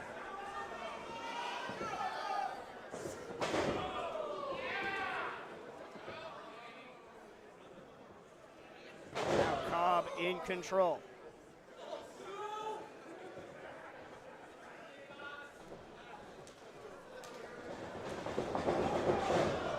Taking Masaro from one part of the ring to the other, slashing away with the man from the North Beach section.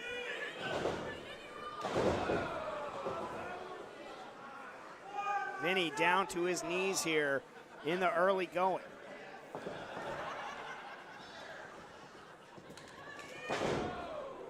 Cobb measuring with those fists, but Vinnie firing right back. Of course, Cobb, an Olympic wrestler. Masaro, MMA trained. What a drop kick from Jeff Cobb, and admiring his handiwork. And into a very overconfident cover. You're not going to keep Masaro down that way. Sorry. Especially not the way Masaro is. I mean, I talk about it all the time, the way he's resurrected himself here at West Coast Pro Wrestling. The Masaro Renaissance is a real thing. Since 2022, Vinnie Masaro, he's been pinned exactly twice in West Coast Pro Wrestling. That's it. Titus Alexander, who takes on Marufuji later on tonight, and Kevin Knight. That's the list since 2022. So overlooking at your own peril, Cobb looking to make short work. Big time slam.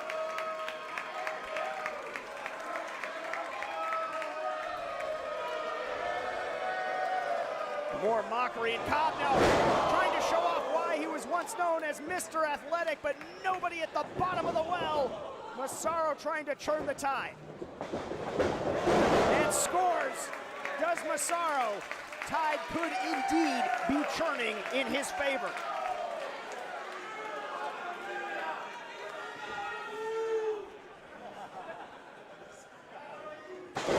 Masaro clubbing blow to Cobb, trying to soften him up. And now it's Masaro scooping up Jeff Cobb and landing him in the center of the black and blue.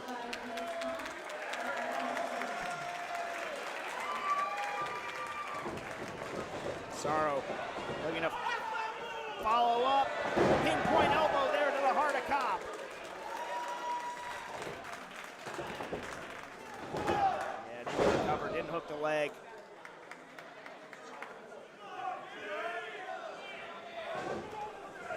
Masaro has really churned things in his favor here, but looking maybe a vertical suplex. I'm not sure. I mean, I know Vinnie's a big, strong guy, but I'm not sure this is the wisest strategy. Vinnie selling out for it. Cobb putting the brakes on, and yes, looking to reverse it. No, both men jockeying for the right amount of leverage here. Who can get the other one over? It is Cobb. Cobb deposits Masaro. Took a lot out of him, though, to do it.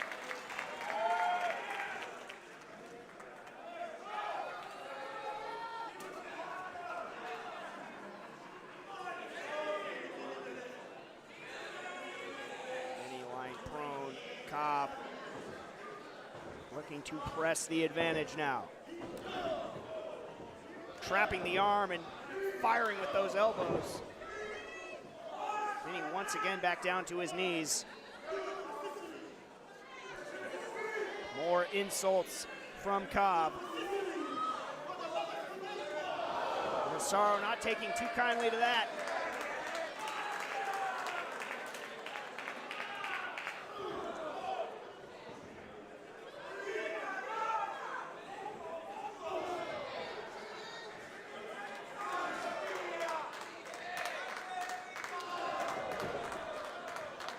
Continuing to trade shots into the ropes. Goes, oh, Vinnie lowered his head too soon. A mistake from Masaro, but no, he's willing to pay with the STO. Masaro rallying back nicely. Both men are down. Gill going to the 10 count.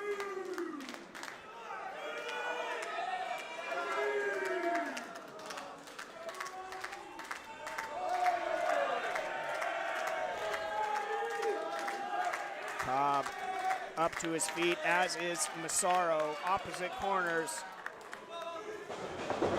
Charging in.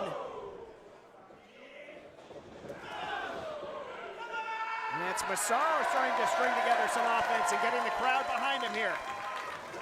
Winding up and dealing more punishment is Vinnie. Oh, once too often there, Cobb able to see it coming, lifted the boot. Vinnie caught him, was looking for that Sazio suplex. Trying to keep Cobb cinched up for it. Vinnie trying to get him up, and no, Cobb just still too strong. Able to counter, and Cobb just raw, unadulterated strength slams Masaro right into the cover, but not three. And there's Mr. Athletic, standing right into the cover, open two. Masaro's hopes nearly faded out right there.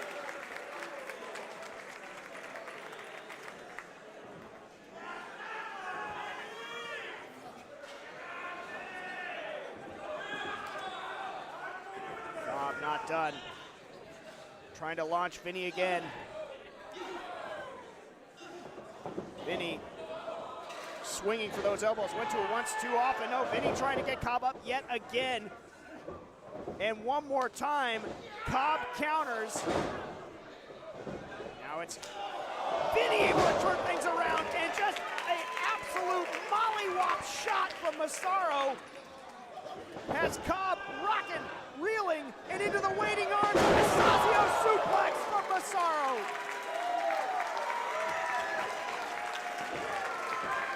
Into the cover goes Vinnie, hooks the leg. Just getting the shoulder up is Cobb.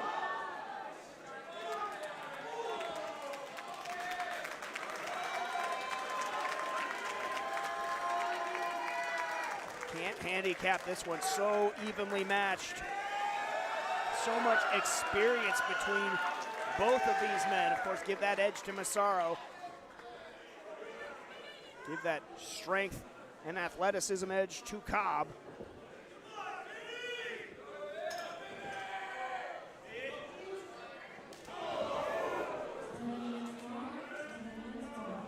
Vinnie charging in. Oh, what a flurry from Cobb. The elbow, the jab, the clothesline, the cover. But Masaro kicks out at one. Firing right back up. The spirit of Masaro alive and well. But for how much longer? Still miles to go by the looks of it. Cobb is down. Masaro into the cover now. And Cobb just got the shoulder up. Vinnie looking at Gill. It was indeed two, but it was close. And now maybe signaling it's snoring elbow time. And again, you've got to believe. Masaro hits this, it's going to be open for Cobb. Cobb countered. Cobb countered the German suplex. Masaro, his lights could be dimming. Another vicious shot from Cobb. It could be going tour of the islands. Rafa Cobb right there, and that's three.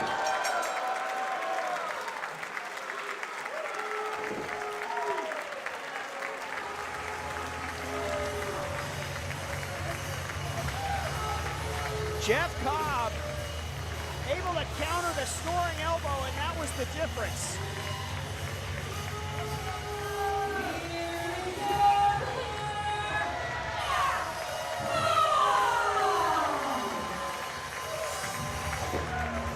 Jeff Cobb down to one knee after that battle. Came down to it. Vinnie was sitting dead red for the snoring elbow. Jeff Cobb knew it. Was able to pull out the perfect counter. Using his head for more than a hat. Launching Vinnie and then tour the islands, and that was all she wrote.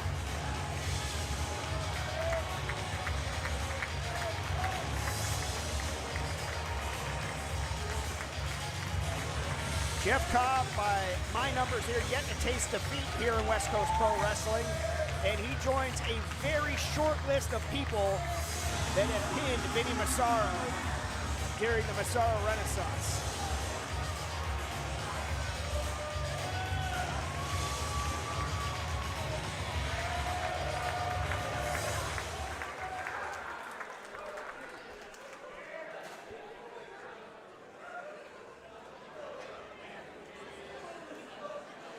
Thank you all so much for joining us here, West Coast Pro Wrestling for the Coast. Hashtag for the Coast as you follow along. I am James Kincaid, calling all the action.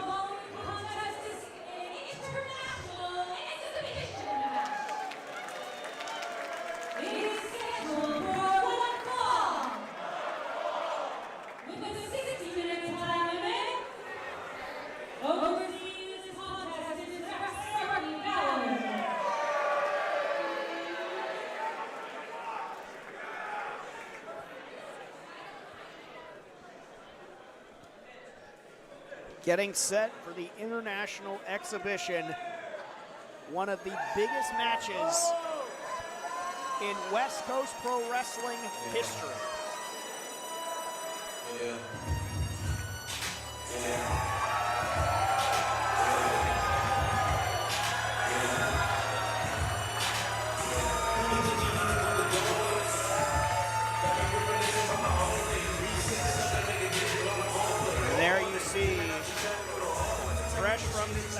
tour of Japan, the franchise Titus Alexander on the precipice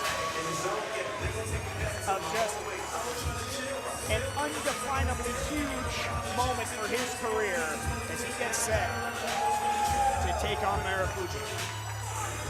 What this must mean to that young man who has already accomplished so much in his career. Chance to maybe put the biggest knot in his belt yet. Bedrock piece of West Coast Pro Wrestling.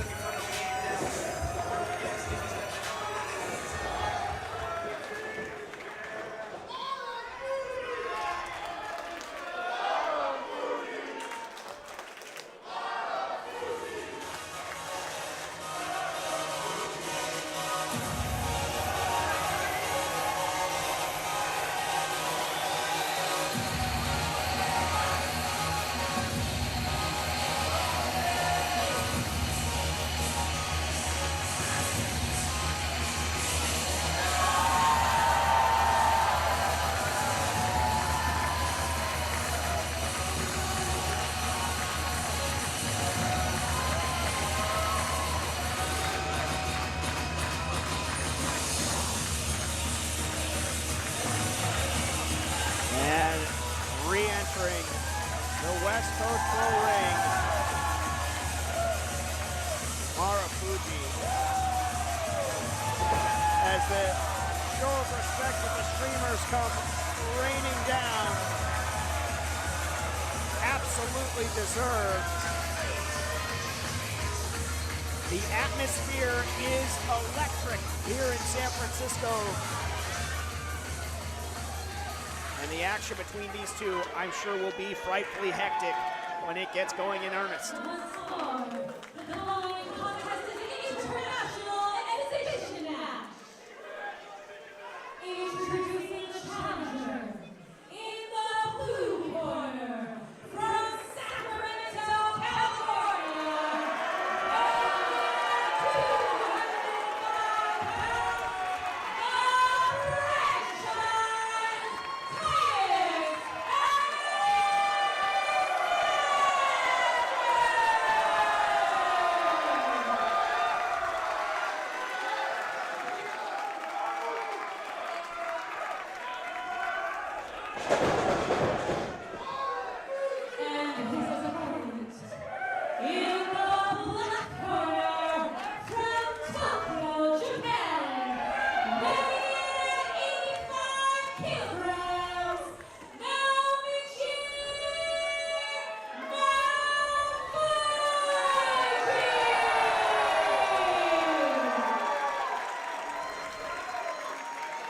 More streamers raining down, and once again, Katie Scarlett. Nicely done on the introductions. As we get set for this international exhibition.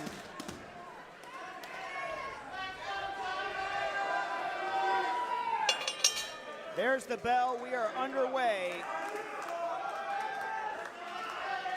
Marufuji and Titus Alexander. Titus not taking his eyes off his opponent.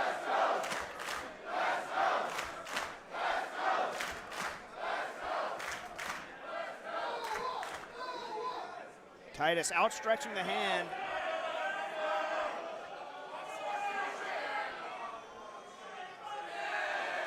A show of tremendous respect and sportsmanship to start things off. Titus just has the look of a man that understands the gravity of what he is about to go through and this opportunity in front of him, the honor in front of him.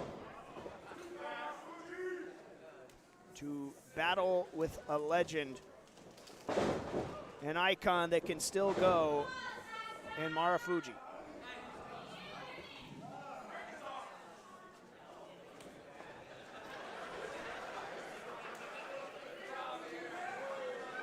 Titus, arm trap, trying to do anything he can, now forcing the break.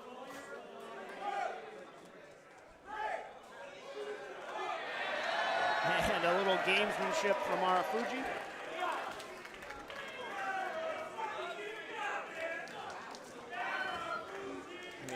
Marufuji just, you know, you could say he's your favorite wrestler's favorite wrestler. I mean, he's so impactful on so many. I mean, anytime you see a V-trigger, Spanish fly, sliced bread, or Shiranui as it innovated by Marufuji, you know, that's his influence on pro wrestling. You know, heavily influenced Titus Alexander. He understands who he is in there with.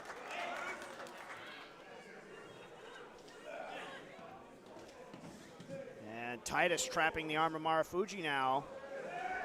He's got to be careful.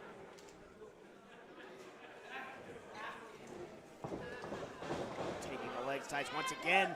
Alexander forced to reach for the ropes. And another little bit of gamesmanship from Marufuji.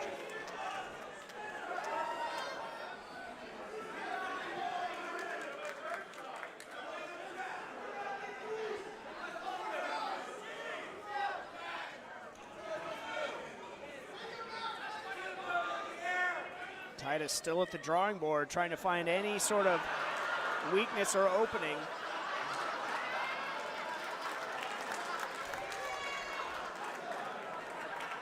I'm not sure, but I think somebody in the crowd maybe suggested a different area of attack. Titus didn't seem too thrilled about it. And headlock takedown by Marufuji, countered by Titus.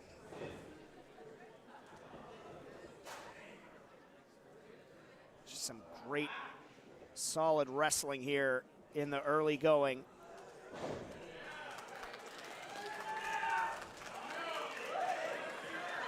Titus trying to protect himself.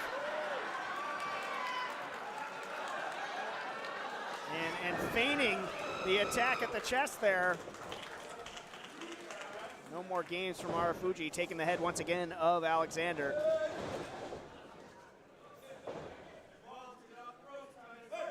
And once again, being forced off the ropes.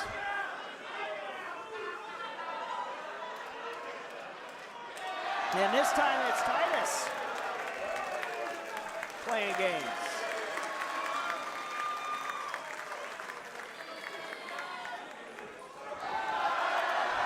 And getting Sparky in on the act. You got to be careful. I mean, I'm sure Sparky can allow a little bit more leeway, as it was all in good fun.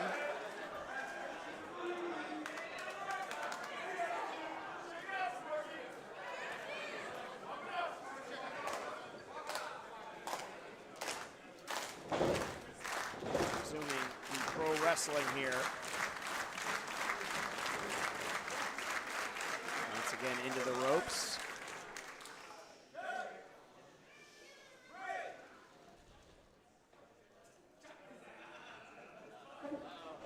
Swing and a miss from Marufuji.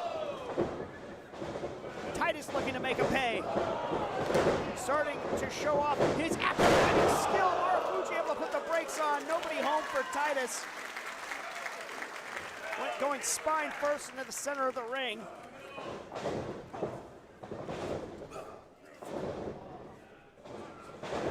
Tempo starting to quicken, bobbing and weaving, averting calamity. Both Marufuji and Titus back to a standstill, locking eyes. And a round of applause for both men. And I mean, Titus was an eyelash away there from taking a devastating shot. On multiple occasions.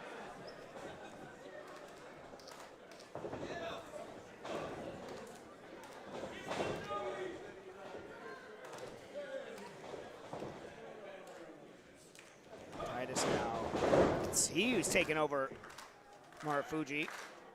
Reversal of fortunes here, but into the cover. Gotta be careful. Just one counts, but rocking Titus back and forth. Oh, now deeper. Titus nearly got caught there. That was sweet from Marufuji. nearly stealing a 3.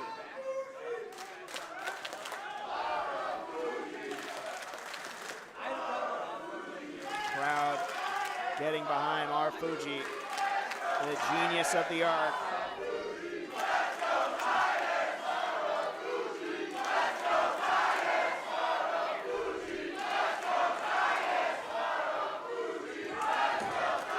Now that was a little bit goosebump raising, a dueling chant for Titus and Marufuji.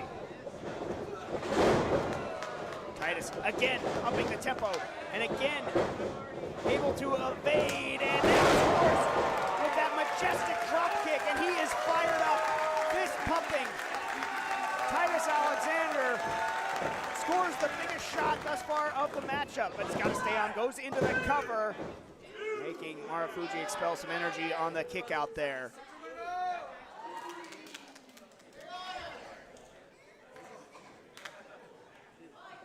I mean, you look at the offense of Titus Alexander, you can see the influence of Marufuji, you know, this pioneer of that lightning fast, explosive style. Definitely impacted the playbook of Titus Alexander.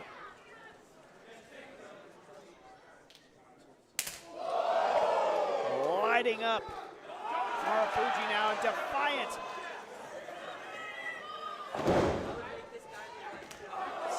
Takeover and a kick between the shoulder blades from Titus, and now into the cover, expecting the kick out, hanging on to the leg, using that boot for extra pressure and sort of systematically churning him over now into a submission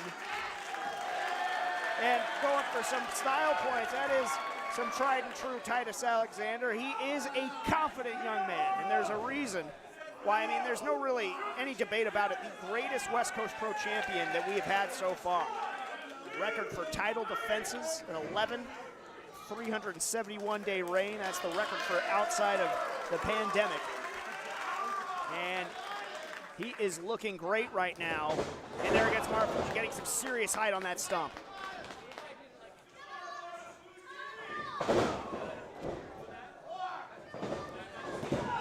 Back into the cover.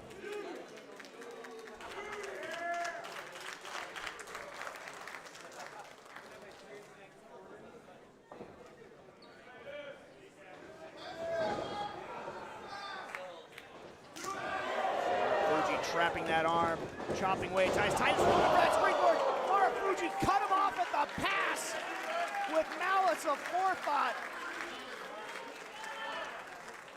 Just about kicking the life out of Titus there.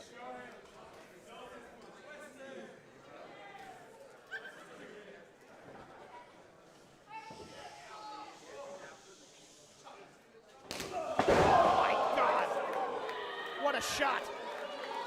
Just unloaded on Alexander. Reverberation sensation here in San Francisco, and they want more.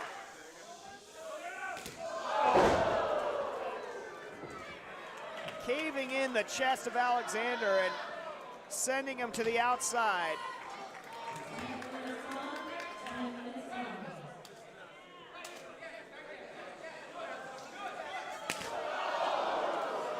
Lighting up Titus again.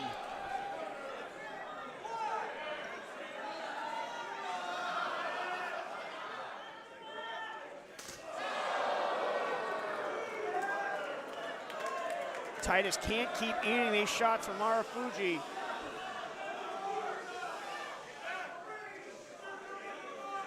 Oh, that was a 10 on the Richter.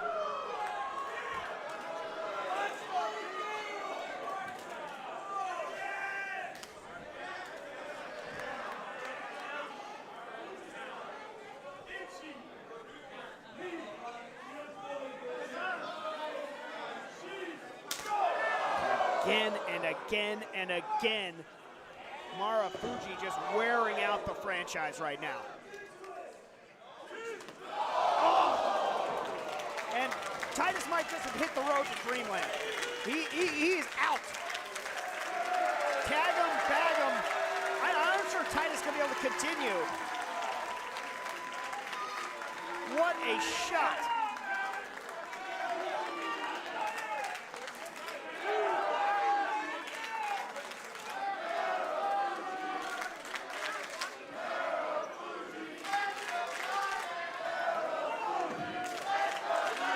Sparky using his count here.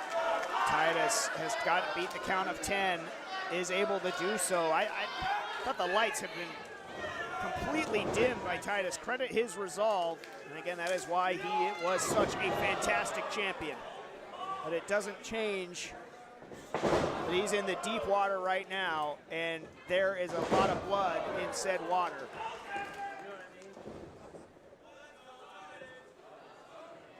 Just completely at the whims and mercy of Marufuji right now.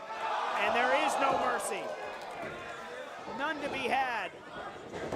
Titus fading into the night, but not gone yet.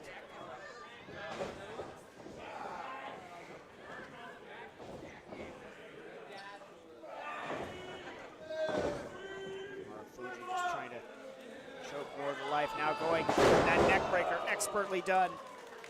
More damage done to the head and neck of Titus.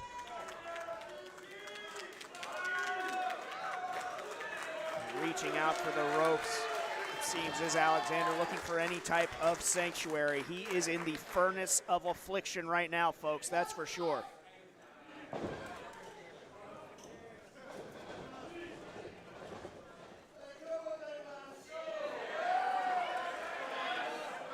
Marufuji has Titus, looks like by the ears, Vulcan Raven-esque.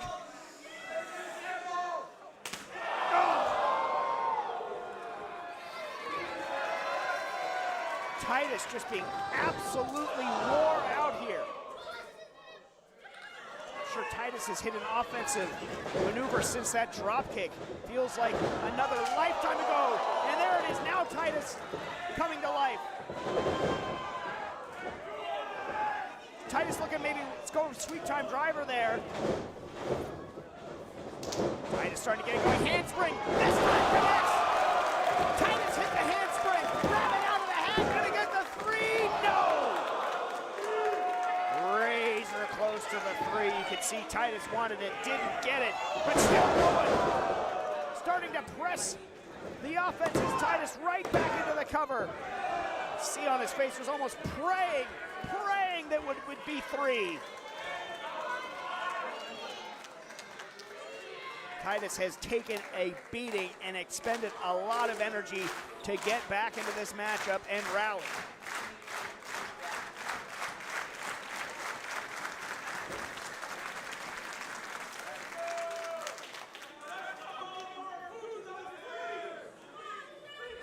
Titus, you can see him mentally regrouping. What does he want to do next to Marufuji? Doesn't matter, because now the genius of the arc is rallying.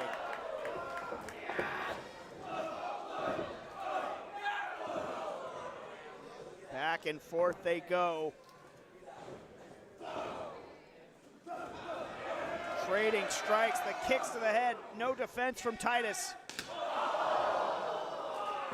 Titus reeling yet again.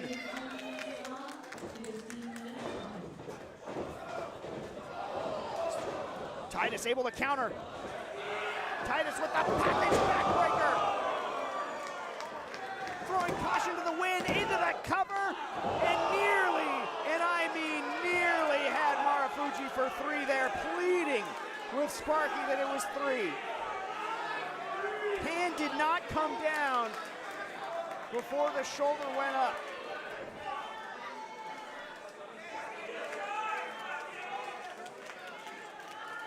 But that was deathly close.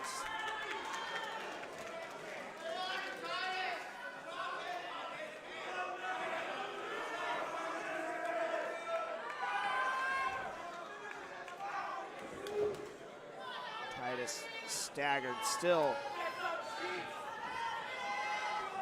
What does he have in mind now? Thinking, going for maybe chaos theory, doesn't matter, another counter. And again, just going back to some old-fashioned striking, trying to create some distance. Marufuji with the counter. Titus sent out to the apron.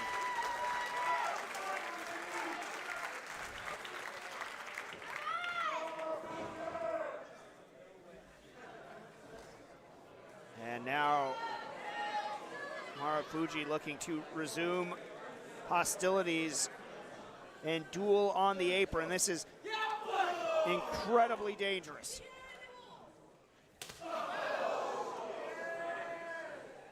Trading shots on the apron. Precarious for both men.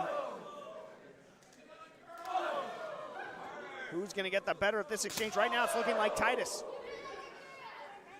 What does Titus have in mind? Titus getting Marufuji up. Maybe, I think he was thinking sweet time driver, the elbows, maybe out of desperation for Marufuji. And now Marufuji has Titus up on the apron. No.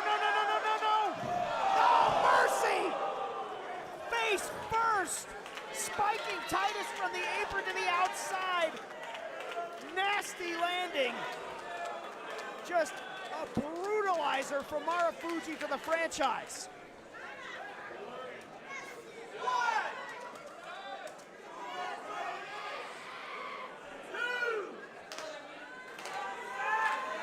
And Titus could be,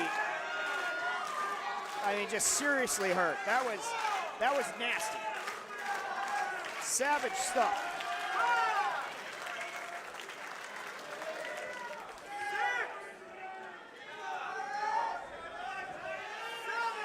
Count up to 7. Titus struggling to beat the count here. And at the last moment able to, but lying in wait was Marufuji. Count him down, that's gotta be 3, it is not!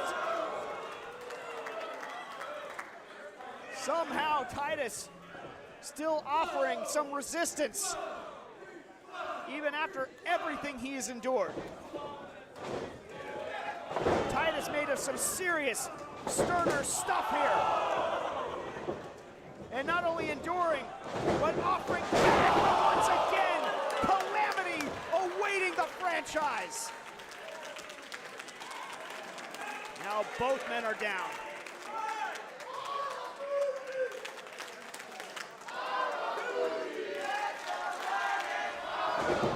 Drapes into the cover and Titus.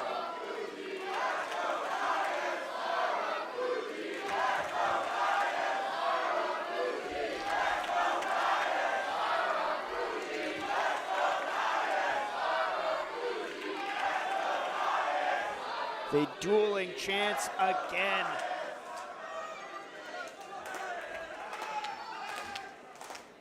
Something just to witness here. This West Coast crowd knows they are witnessing history. They're witnessing an instant classic.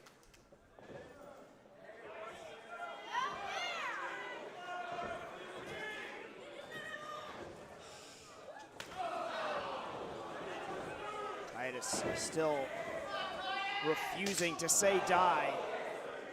Just lashing out.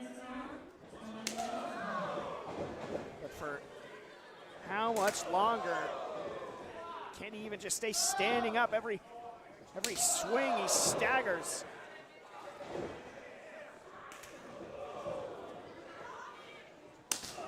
Just trench warfare. We are down to bayonets in this international exhibition.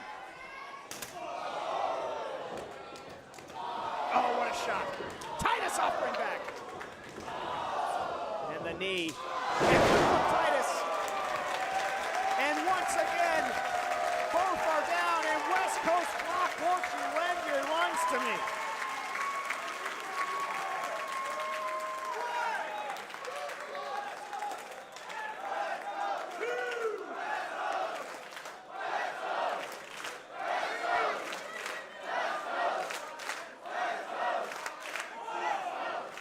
Both fighters starting to stir.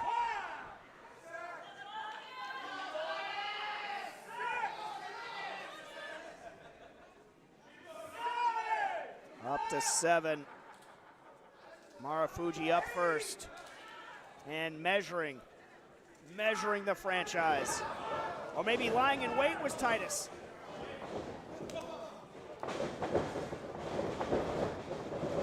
Titus turning things around, trying to send Marufuji for a ride. The continued counters, then taken down. Titus and taking him down for the decisive count. No! Shot that left shoulder up. Titus's moment in the sun tonight, not over.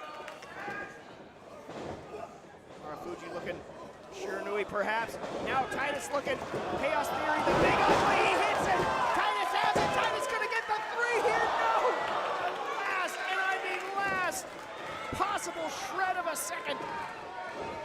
The shoulder came up now. Sweet time driver, how sweet it is for the franchise, no!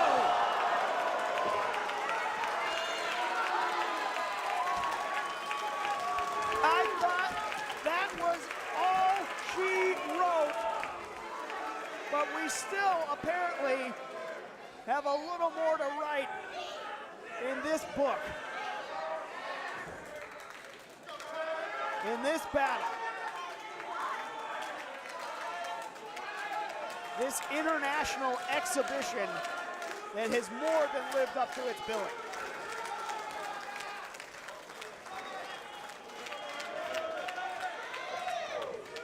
This is what they paid for. This is what they want. What a matchup. I think Titus, this is how he won the West Coast Cup. He's going for the sweet time driver off the top.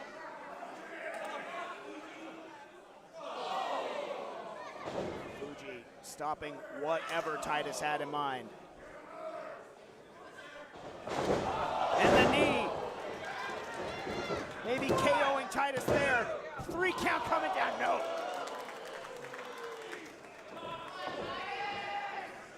How does he keep fighting?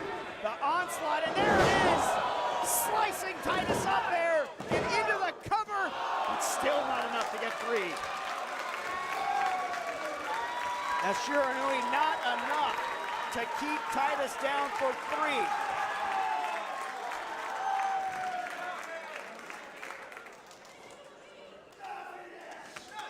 And Marufuji signaling that's the end.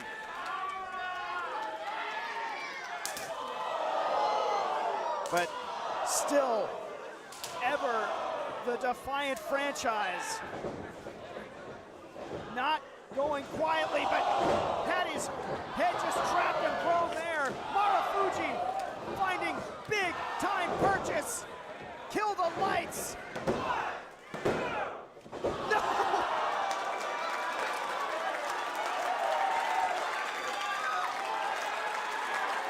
You might have to kill Titus tonight. He is refusing to stay down for 3. There it is, crumpling. There it is, and that was biblical.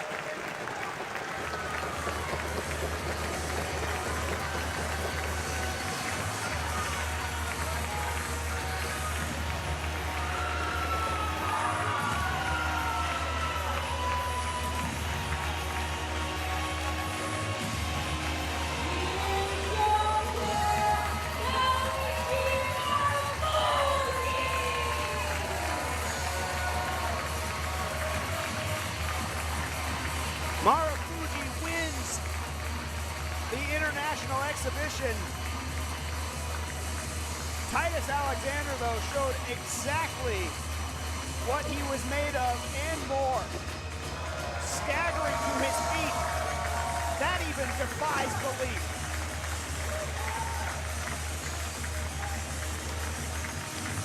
Yeah, I mean, do you hear a dial tone? Because that was absolutely off the hook. And yes, Marufuji, the knee, took more than one, took a lot of KO shots to eventually put Titus down for 3. I thought they were going to have to cart Titus out tonight. The way he was just refusing to be pinned, and Titus, I believe, called for a microphone.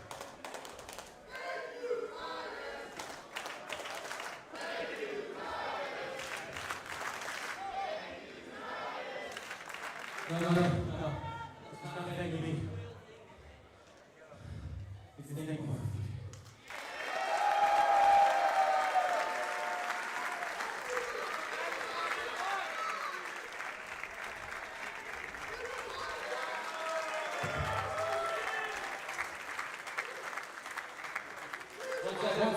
just one part for you. I have one thing to say. Helen, thank you. Oh, Jesus Christ.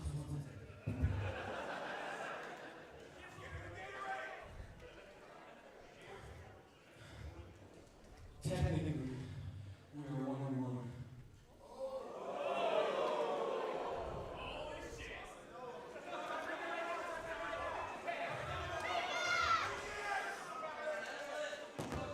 I think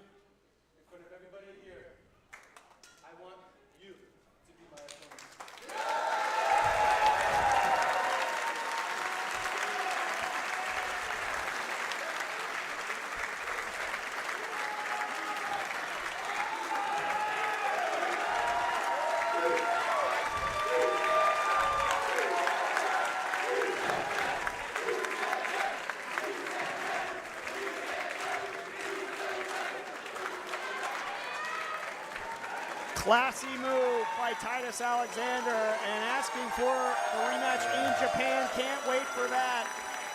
What a show of respect. What a matchup. The international exhibition here at For the Coast.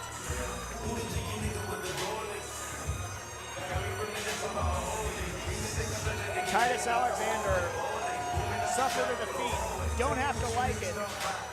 But my God, he continues to level up.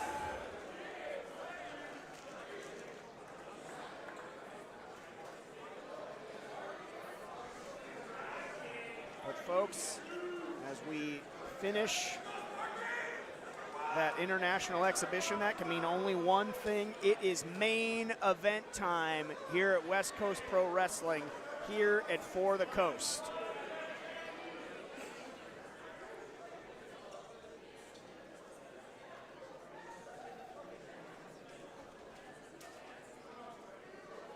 West Coast Pro Championship on the line. The Aesthetic Crippler defends against Levi Shapiro, the timeless one. And I cannot tell you how much anticipation I have had for this matchup. The following contest is for the West Coast Pro Heavyweight Championship.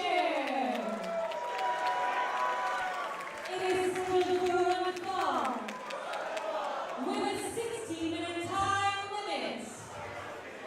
Overseeing this contest is Rex Barriga.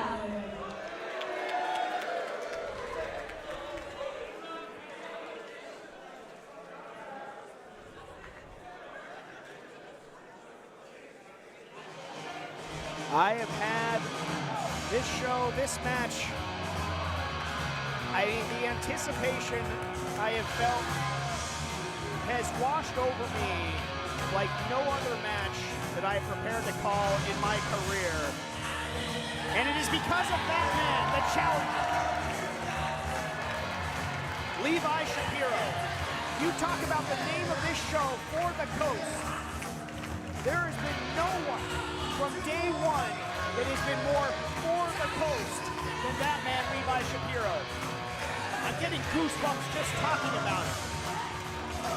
He gives his heart and soul, his blood, his every effort for West Coast Pro Wrestling.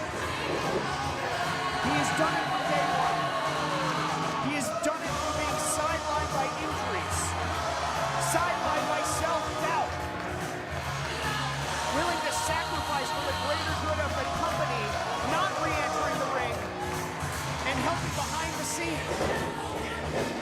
But Levi Shapiro has re-entered. And he re-entered in emphatic fashion, challenging the champion, bringing us to here tonight. And what a moment it would be for him to at last become the champion of West Coast Pro Wrestling. I cannot think of a more deserving man than Levi Shapiro, but he has one heck of a challenge in front of him. It's easy to wax poetic about the what if. He's got to actually do it, and do it against the very best, the aesthetic crippler, the West Coast Pro Champion, Kevin Blackwood.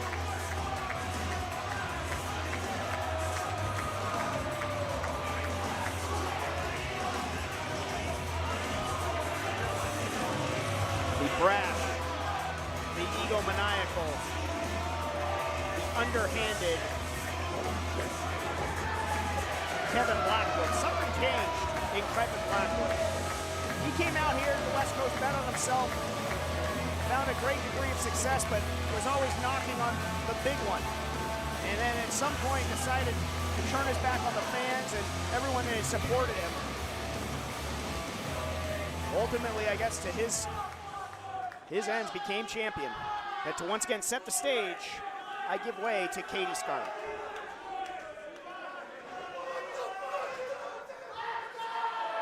The emotion, the passion of Levi Shapiro already spilling over. The following contest is for the West Coast Pro Heavyweight Championship. Introducing the challenger in the black corner from the city of pride and purpose, Richmond, California, weighing 245 pounds,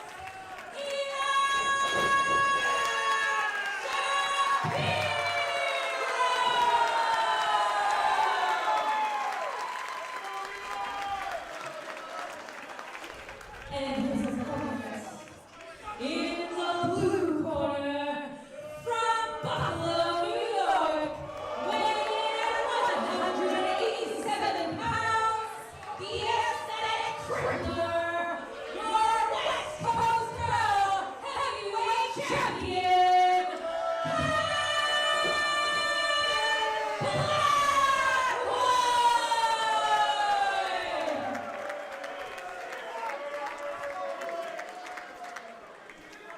Table has been set. Let's get to the main course. Our last chance to dance here at For the Coast West Coast Pro Championship on the line. The day winner, Levi Shapiro, gets his shot against Kevin Blackwood. There is the prize. Levi touching it for luck.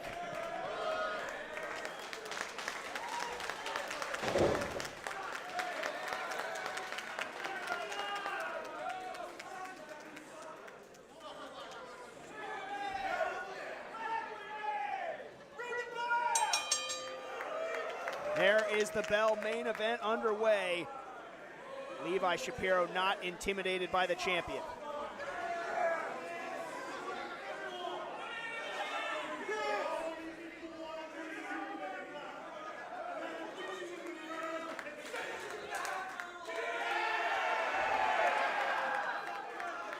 Levi Shapiro saying he's going to send Blackwood packing, give the people what they want. Levi, cardinal mistake though, turning his back on Blackwood in ambush from the champion, and that sets a bad tone, a ominous start for Shapiro's challenge, but firing right back is Levi Shapiro. Rallying at the outset and going to the outside, scurrying away like a coward is Blackwood.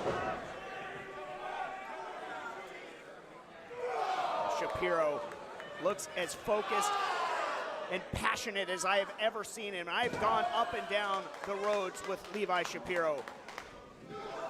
I know about everything he has sacrificed and how much this means to him.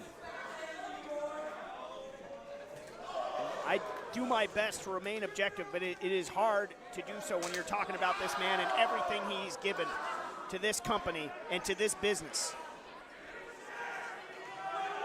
A business that he has loved so dearly and quite frankly at times doesn't seem to love him back.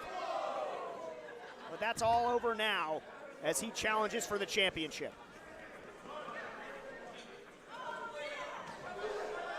And depositing the champion back first onto the apron. Levi Shapiro in control and firing right back. Trying to turn the tide is the champion, Kevin Blackwood. These two brawl throughout the United Irish Cultural Center. Levi standing tall, absorbing those shots. They didn't even seem to phase him. Not tonight, Blackwood. You're in there with a different Levi Shapiro. Of course, these two have faced off in the past. Blackwood won that first encounter, and don't think that Levi isn't well aware of those memories, as is Blackwood. Good circle. Levi gonna dive! Shapiro flies! Shapiro, mobile, agile, and hostile!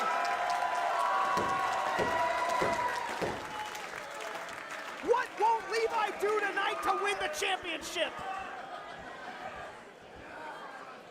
Throwing caution completely out the window is Shapiro. Willing to roll the dice, and it paid off in a big way.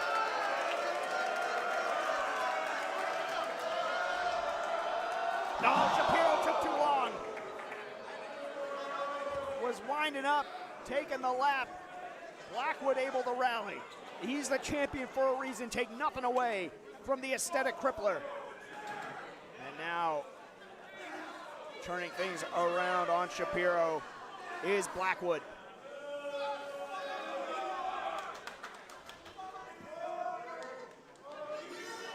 And Blackwood now charging in.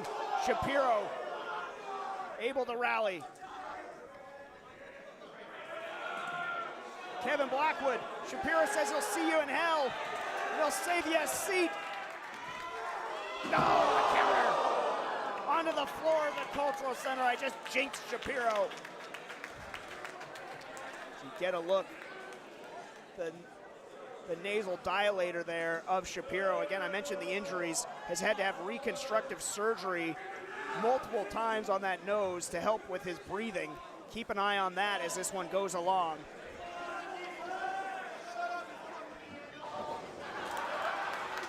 Shapiro taking some big risks. One paid off, the others have not. Blackwood in the cover, Shapiro out at one.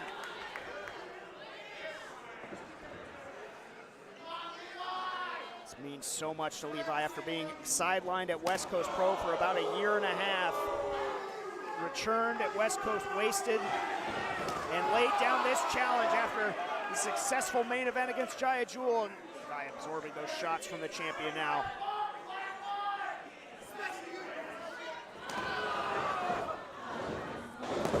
Into the cover, Shapiro says no. Emphatically kicking out there. Blackwood teeing off on the top of the head of Shapiro.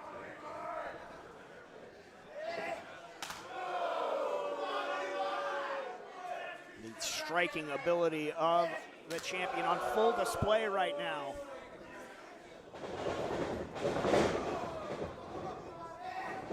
Shapiro staggered. A shot from Blackwood. Levi down and fading here. Thought Levi was in absolute pole position to grasp the championship after that successful dive out. Blackwood has been able to turn things around in a terrifying way if you are a partisan for Shapiro.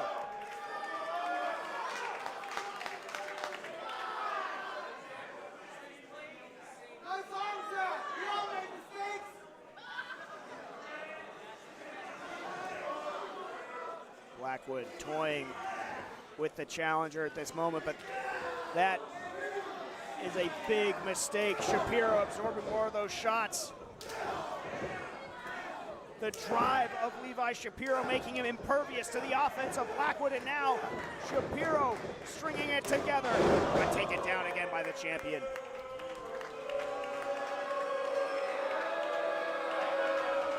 This Shapiro's first ever challenge for the West Coast Pro Championship, and in this man's estimation, long overdue. But just again, so appropriate that is here at For the Coast. The man that has been more for it than anyone, Levi Shapiro, should get this opportunity.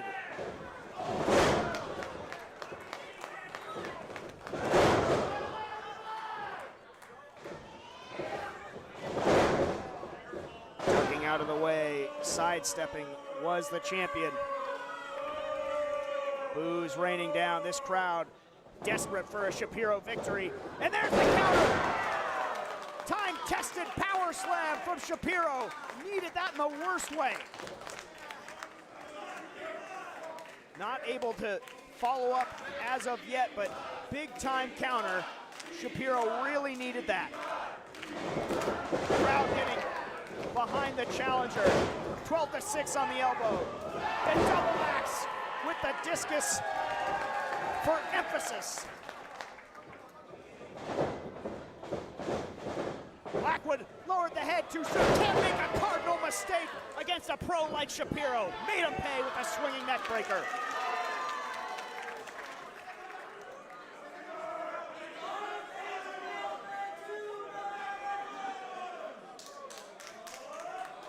Shapiro now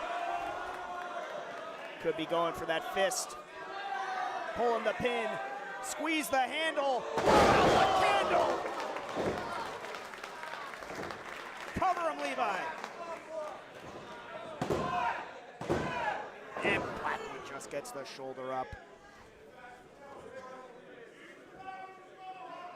2 count, but Shapiro has seized momentum here. He's going for that claw. A roar from Shapiro as he goes for that claw, and Blackwood holding on for dear life. Shapiro has beat a lot of guys with the claw.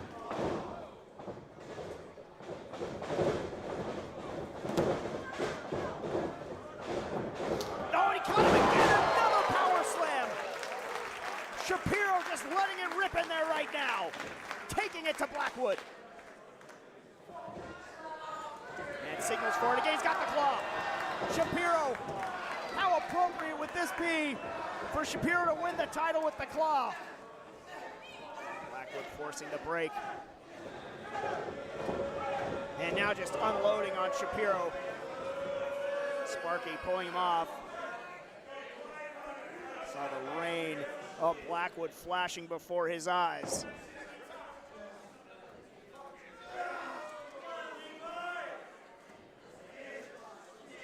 Levi in a precarious position here. He knows it.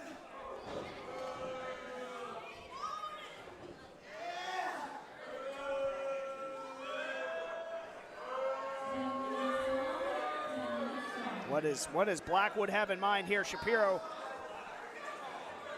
again on the precipice of his title hopes slipping through his gloved fingers. Shapiro able to counter again, gonna pull the pin. This time Blackwood lying in wait. Scored with the kick. Shapiro went once too often, and Blackwood that time was lying in wait. And now Shapiro prone yet again. And I fear what he has in mind for Levi.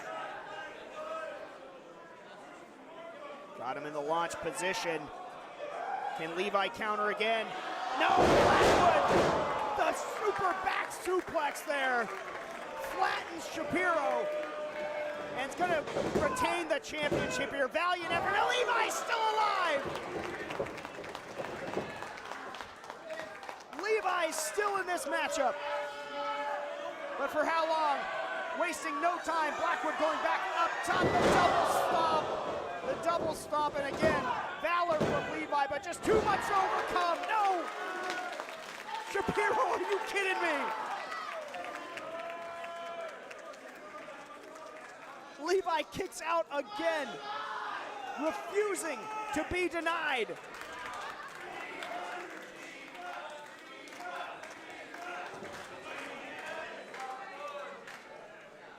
Blackwood's got to be thinking, what's it going to take to pin Levi Shapiro tonight?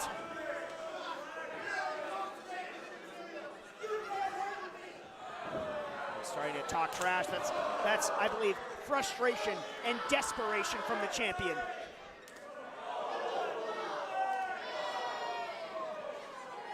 So just on their knees, trading shots in the trenches of the West Coast Pro Black and Blue.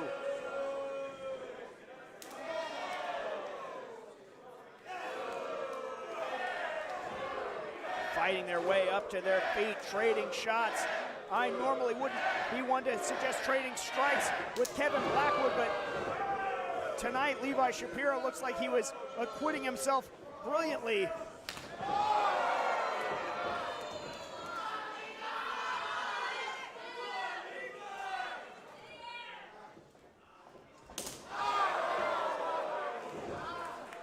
That one had some serious seasoning on it. Blackwood felt that one. And again, the passion of Levi firing up, but just vicious elbow. And those kicks from Blackwood. No, Levi tried to hold on. Levi scores with the clothesline.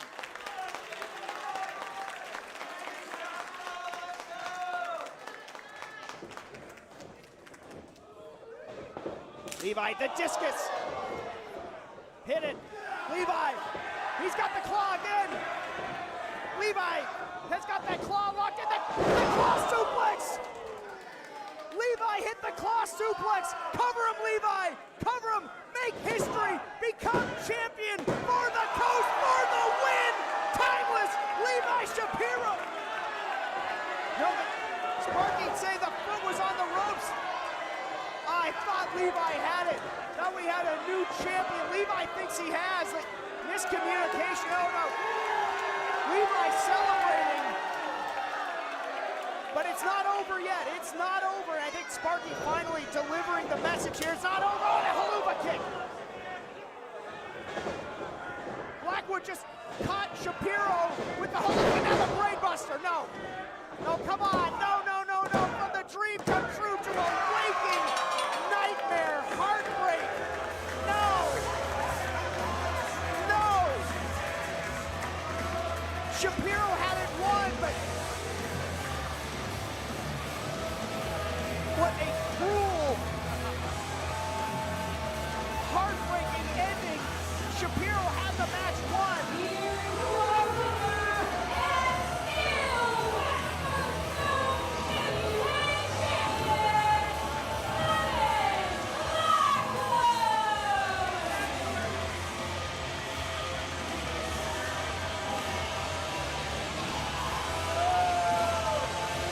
Shapiro had Kevin Blackwood down for the 3 count. There's no disputing that. But what I got caught up, what I didn't see in the moment was Blackwood's foot on the rope. Levi didn't see it either. I don't think Sparky almost called for the bell, but saw it in the last possible moment. And technically the right call. But in the ensuing confusion, that is what opened the door for Kevin Blackwood to slip it through and retain the championship. This is just absolutely brutal for Levi Shapiro.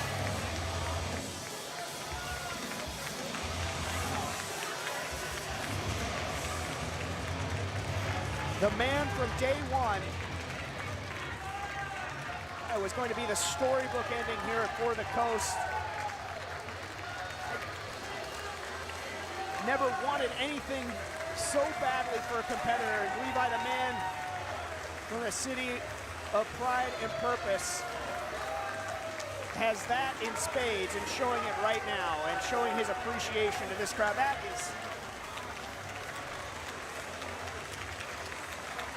as tough a break as a man can have, and Levi somehow taking it in stride. I shouldn't be surprised.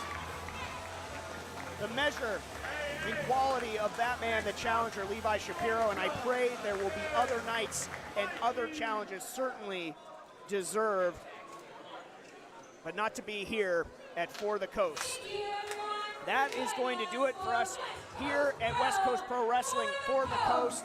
Thank you so much for joining us, sharing in your passion. To everyone that steps foot in that ring, gladiators, I salute you. And until next time, on behalf of West Coast Pro Wrestling, I say good night and God bless pro wrestling.